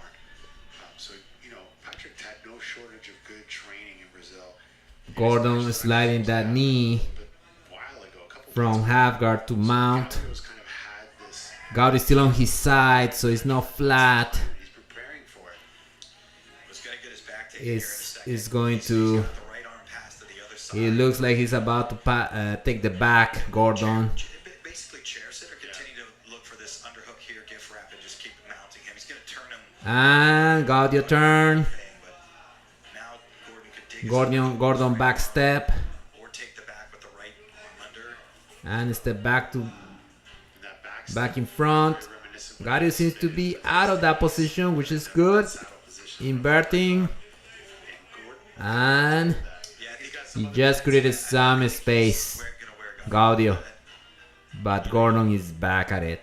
He's in great position. They kind of reset. Pummeling his underhooks, knee cutting, the mounting. There it Gordon is. He's gonna walk that is driving that knee to mount again with an underhook on the far side of the half guard. That's the deep half guard. Gaudio going for a deep Way around the head now. Push the head down. half guard. Move the knee all the way over. He's gonna elect to just sprawl with a crossface. Gordon Can't tell looks like going for mount. everyone else Almost mount. Gordon is on mount with double underhooks. on your back with the Gordon mount legs tangling your arms. double underhooks. Nothing good comes from here for Patrick Gaudio. He's fixing his hair, Gordon. Underhook on this side. Can I watch without being seen? I don't know. Mother's milk. People is want the mother's milk. This modern choke. Oh man, it's crazy how he is dominating Patrick Gaudio now. Oh, but Patrick got the Start again here with this underhook. Protect the back. the elbow escape a little bit, so the foot trap, so it's no longer full mount. Patrick Gaudio went to like Or just 3/4 mount. positioning. Tons of pressure. And you know he's got a far underhook. Yeah, that Interesting grip. that and then It'd be what cool he's to doing see a with the classic legs, shoulder crunch sweep if he's ever on bottom. on the knees like that. Essentially, Fly Dubs, thanks for staying up, delivering issues. Thank you, bro. Appreciate your support. Gaudio needs to bump forward hard and get rid of that pressure of his head. Tremendous pressure from Gordon. He went to mount for a second. Patrick Gaudio did a good job turning and trapping Gordon's foot. For how long can he handle this pressure, man? This bulldozer that is coming at him with so much weight, and Position up top. Now changing the he angle. managed to get some Looked like he's trying to just knee shield, but didn't last for too long. Crossface again. Here he's going to get the underhook. He's got head and arm. He's going to pass them out. He potentially could pass them out. Crossface again. Gordon with the underhook. Terrible position for Patrick Gaudio. Mount again. Mount We'll set up Katagatame. with double underhooks. Underhooks up. At least one underhook on this side. I don't know about the other side. He's lost an arm anyway. He's let his arm out. But you could also We'll roll see. his arms up and have to- Full mount Gordon. Your opponent puts themselves in it when they Crazy. Crazy. Nobody escapes this mount. It's like Hodger on his time. is coming to. They can come from the same position. people are calling for the mother's milk. Well, there it is. Mother's milk. Yep. Oh, no. He posted up now. Sean, explain how you execute the The mother's milk. smother choke. Yeah, I mean, you walk your legs up high. It's just from a mount situation. And Gaudio turning on his side. It does asphyxiate them, but you put the center of their face in the center of your Judge's chest, favor. and then you're gonna. I isolate their head. You hold their head. You literally can't move left. 19 minutes, 50 seconds left. This is not looking good for Gaudio, although he has recovered some kind of half guard. Generally, you have to be able to hold. Is he recovering the half guard, or is Gordon kind of allowing some space? But it's something that Henzo did way back. Because He loved it. Gordon has a box with a submission, For a very long time. right? So maybe he doesn't want the mother's milk. I don't know. So I gotta ask, did Enzo ever hit the mother's milk on you? He did, yeah. And I got a mouthful of sweat in the mid the process, you know, like you inhale, but it's basically. They're talking about the mother's milk. Yes, he has. Have you guys hit the mother's milk at all? It's something that's been around for a very long time in our camp. Man, it's just every movement that Gaudio makes, Gordon is just countering. Now, Bro, take Several steps ahead here with the underhooks. side mount by Gordon. He's gonna pummel the underhook. And he side mount and he put his leg back on half guard. he's clearly At this point, Gordon looks like he's just let go, essentially. a cat He's looking for playing with his foot. Again, he's got that right leg back there, sitting on the knee to avoid the deep half. There's the wrist control there, so he's gonna have the backs. He could easily take the back Underhooking. because Gaudio is turning turtle Very, very good. and Gordon stands up. Gaudio's running on the spin pretty quick. People is requesting the mother's milk. Go for mother's milk. Some booze, knee on belly. And again, it's hard. Like, how much defense can you freaking train against a guy like Gordon? Complete domination by Gordon. How much of your camp is focused on defense and his All right, how do I kick this guy out? part is you don't know what you're going to be countering because he changes his game every time he competes. You can train your air game, but Gordon likes to torture his opponent. It does look like that, man. Position. It's gonna go underneath. You'll see. What's up, Jeff Davis? So when he gets that wrist right on that far side, he could also go underneath on the near side. Side mount now Got caught against by Gordon. 17 minutes, 20 seconds left. that little pin that he did with his Knee on belly. chin, like, had like a It must feel miserable draped his knee, being on the bottom like that. slid right into side control. Mother's milk's my big brother's mothering me because I told him. Yeah, belly. My brother used to get mount, hold my wrist, put his knees on my biceps, and then let the dog come and lick me. That'll be his total. Oh, mount again by Gordon with an underhook. He's definitely looking for something other than the mother's. This match is very different than their first No. He's going for the mother's milk. years back, and it doesn't matter what happens. Gaudio's turning though. At this point, that he has improved by tremendous leaps and bounds. Oh yeah. He makes it look easy, but you can see that it does. He's working, right? Like he's actually like And I mean, he just kind of using force here. this if you wanted. Head and arm triangle here. Head and arm triangle option. Gaudio's gonna have to circle the left arm over the top or run this way. Run, give him the back. Because What's up, brother? the top, he's not Thank you guys for your support. underhook again.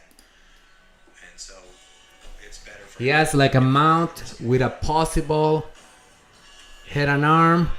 Now going for the back. his arm isolation. Oof. He's trapping the arm. You know, Gordon Ryan, He traps the arm and he's going for an arm bar from the back. Gaudio has his hands connected though. Unbelievable. with his legs. Such a total domination. Arm bar. Beautiful arm bar by Gordon Ryan. Finish. Submission. Arm bar finish. Submits Patrick Gaudio. Whoa. Here at Who's Number One. Gordon is going to make him admit the vaccine is a host before he finish. King is back. And he just dominated the line. Gordon Ryan. Patrick Gaudio. Complete domination. Before Took him down, pressure him, pass, mount, half guard, knee on belly, took the back, armbar Gaudio was game for this match. He prepared from the bottom. Gaudio is upset. but as we said, What else can you? just on What else can you do, bro? level. That was unbelievable. Here. Here's the final moments of the match. More grip from Gordon. Used that Armbar, like arm triangle. he took the back with an arm trap. He couldn't go for the choke, To work to that position from the but he spin to the armbar over the head. Clinical from the back, attacks. Beautiful submission. and then Figure four, the legs there. finish the armbar. Turn it into a pillow essentially. Hook the head, leg behind the head. And that's it, guys. Do you want to know what's on that box? I think I want to know what's on that box. Was it an armbar? Like, on that box, was it an armbar? Like, something related with the armbar? I guess we're gonna find out. Making his way. We're gonna get the official verdict here from the Is Nicky Ryan Gordon's brother? Yes. Yes, they're brothers. By submission, and still, who's #1 heavyweight champion? The King, Gordon Ryan. Wow, cool domination. Tomorrow, everybody hitting the mother's milk.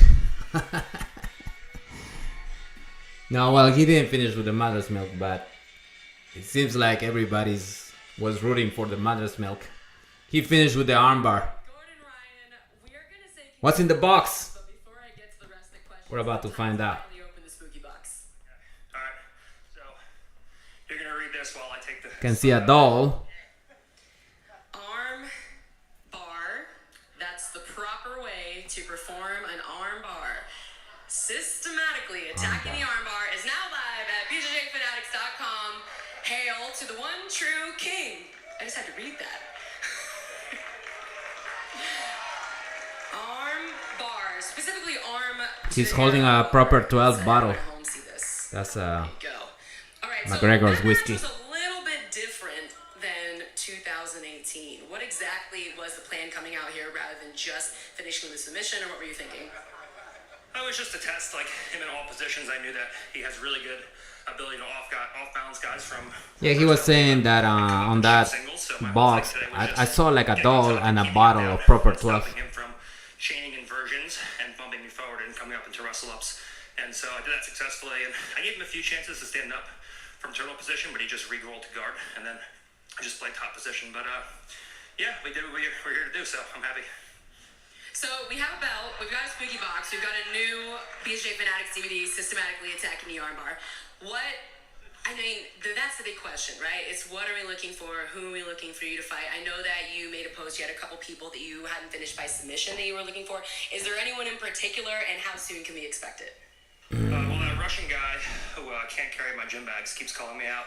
So I don't even know his name, but we can do a 30-minute match maybe for Aiga in December. And then I'm just looking to run back guys who I haven't competed against or guys who I haven't submitted yet. So I posted about Victor and Lucas, and so I think we're shooting for Lucas Barboza for the next one because He's calling Lucas Barbosa. with him, I'll easily submit him. So that should be fun. Yeah, did you see his video earlier? What did you think about what he said in the video? Did you watch it? I didn't watch it, but it was probably something stupid and like incoherent. So I'll watch it a little bit later and respond to it probably. So if it is Hulk next, because it's looking like it could be, what is Lucas that match Hulk look like? I know you Barbosa. said 30 That would be a minutes, good you'll have match. an easy time finishing the match, but is there any specific details you can give us, or are we gonna have to wait for another box? Maybe a Christmas box. We'll see. It's gonna be basically Hulk just like spazzing his way around the mat for 7 minutes, getting exhausted, and then just melting. So it'll be pretty indicative of like what every match is. So it'll be fun.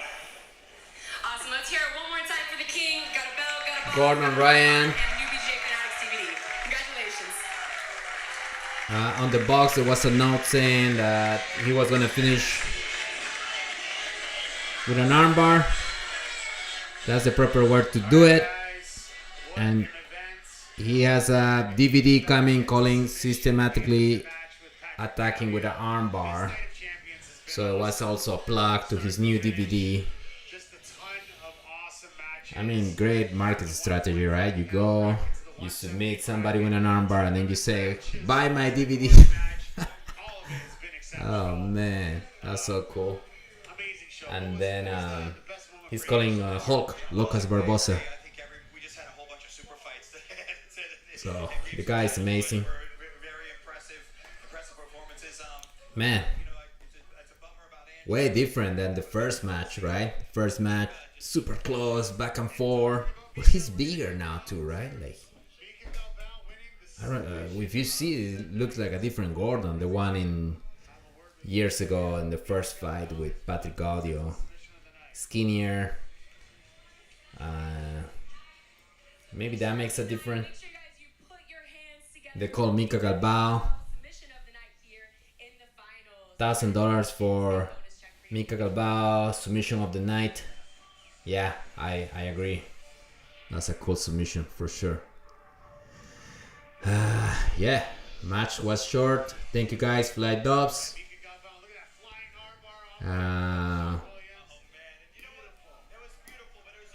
Okay, look up Jiu-Jitsu videos so I can improve my skills. And I've run into this. Does anyone have any Jiu-Jitsu content recommendations? Again, trying to improve my skills. White belt, if you go to BJ Fanatics, buy like some fundamentals for white belt. Good event, good matches. Thank you, Konga Demi. That's crazy. He's saying Leo Grulon. Yes, he's stuck in the box. He's the GOAT. Bro, Leggy Enterprise. What do you want, bro? Just kind of recap the whole Night of Champions, Sean. What does this guy want? You saw amazing from the 145-pound The king is back. bracket. Yes, hopefully, man. He comes back and then he gets health issues. What kind of moment stood out for you? I mean, I think every This guy has the instructionals for free. Hit him up. Beyond Gaming. moment we saw how this game has really come around full circle. Cool. Diogo Hayes, the whole both Awesome. were just outstanding. I mean, People wants to know how to get all the DVDs, or are not DVDs. They're online videos for free. Cool, guys. Awesome. It's late here. It's 11:30 p.m. Have to go to bed. Wake up tomorrow. I actually have an interesting day tomorrow. I'm testing for a stripe on my black belt with Grandmaster Helson Gracie. It's actually a pretty difficult test. He is very particular on the way he wants you to execute the techniques. Every little detail has to be there because he is the techniques he was taught by his father, so he treasured them and he wants everybody to learn it super like true to what he learned from his dad. So I'm gonna test tomorrow morning. There's gonna be a few of my students also testing for black belt. So it's gonna be a great day of jiu-jitsu for me, you guys. Thank you so much. Cool.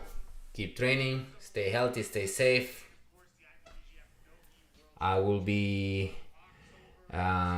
doing these streams when there is cool events. I'm always here for like Craig Jones, Felipe Pena's matches, Nicky Rod, and definitely thank you for subscribing to the channel. Stay tuned. I also upload videos, interviews, techniques, sparring videos, Thank you for supporting the channel, you guys. And I'm out. I've been here for 3.5 hours, so time to go and hit the bed. Cool. Peace out. You guys, you're awesome. And see you soon.